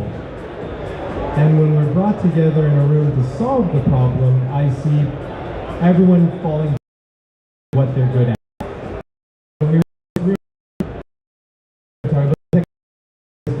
going to solve for X and Y? And their answers, we're going to do this and that. You see Dan and Ryan from the finance and investment thing. Well, how are you thinking about minting and the total capacity that we would need? What is the cost? How is that down? And then you see Fred zooming out and asking me exactly the right questions. Charles, you know, engaging with the right boundaries. Myself trying to bring everyone together. But it was an absolute orchestra of the very best people in our community solving a critical problem. And when we walked out of the room, we walked out together. And so I'm actually really, really proud of that moment. A little bit of a tear is running down my cheek. But then 5 minutes later, you jump onto Twitter and you see someone posting. They had no idea what just happened. Absolutely zero idea that Fred, Charles, myself, Georgia, we're all in here solving something that we all need. And so I'd really ask that the keyboard warriors of the world, and it's a big ask, kind of recognize that everyone is doing their damnedest to make it happen. We might not be perfect, we may mess up from time to time, but we're getting in the way of ourselves. Solana doesn't do this. Sui doesn't do this. Aptos doesn't do this. Base doesn't do this. Certainly not at the level that we tend to look at each other and say, it's your fault, it's your fault, it's your fault. No, no, no, no. The reality, in my experience, when you get the right people in the room, we are absolute professionals at solving a problem. So this is my ask. It's a big ask, but I know we can do it because I see other people do it. And watch, and I know we're not supposed to talk about price, let's talk about market cap, but I am 1000% confident, not financial advice, we will be in a much better position in months, just through the work of the founding engineers behind. There's no stopping us. There's absolutely no stopping us. Thank you, Phil. Amazing words of wisdom, and I agree with you that Cardano is probably the most decentralized, but these require coordination to make things happen. Like other chains where the decision making is more centralized in a way, and they can move fast. But I think long term, we are going to win. Fred, you want to say something? Yeah, if you like the experience, what you feel here, where everybody comes together and works together. Think about November when we go to Berlin, where Brazil is happening. The Cardano Summit, right? Argentina. should already do is start booking your tickets to ensure you get to these summits. At least for Berlin, I will be there 100% sure, and I will ensure that there will be some of the most classical, most acknowledged industries which normally don't do anything on blockchain will be there to engage you about how the we had in 2017 to make things better, smarter and cheaper for big car manufacturers and the likes. Okay? So save your spot in Berlin, and also of course in Brazil and Argentina, and I think later we will announce America as well, right? So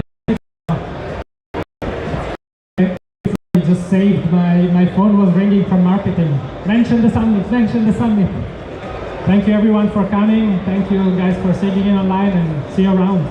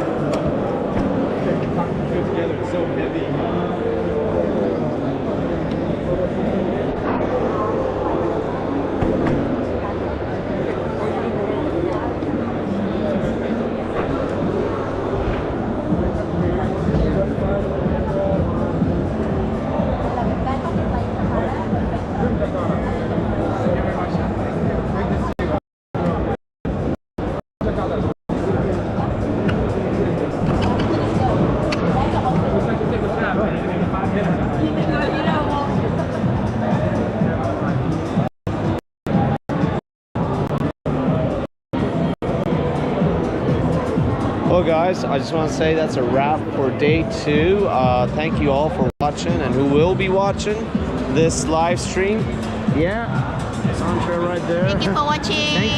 Thank you guys, and I will see you guys later on.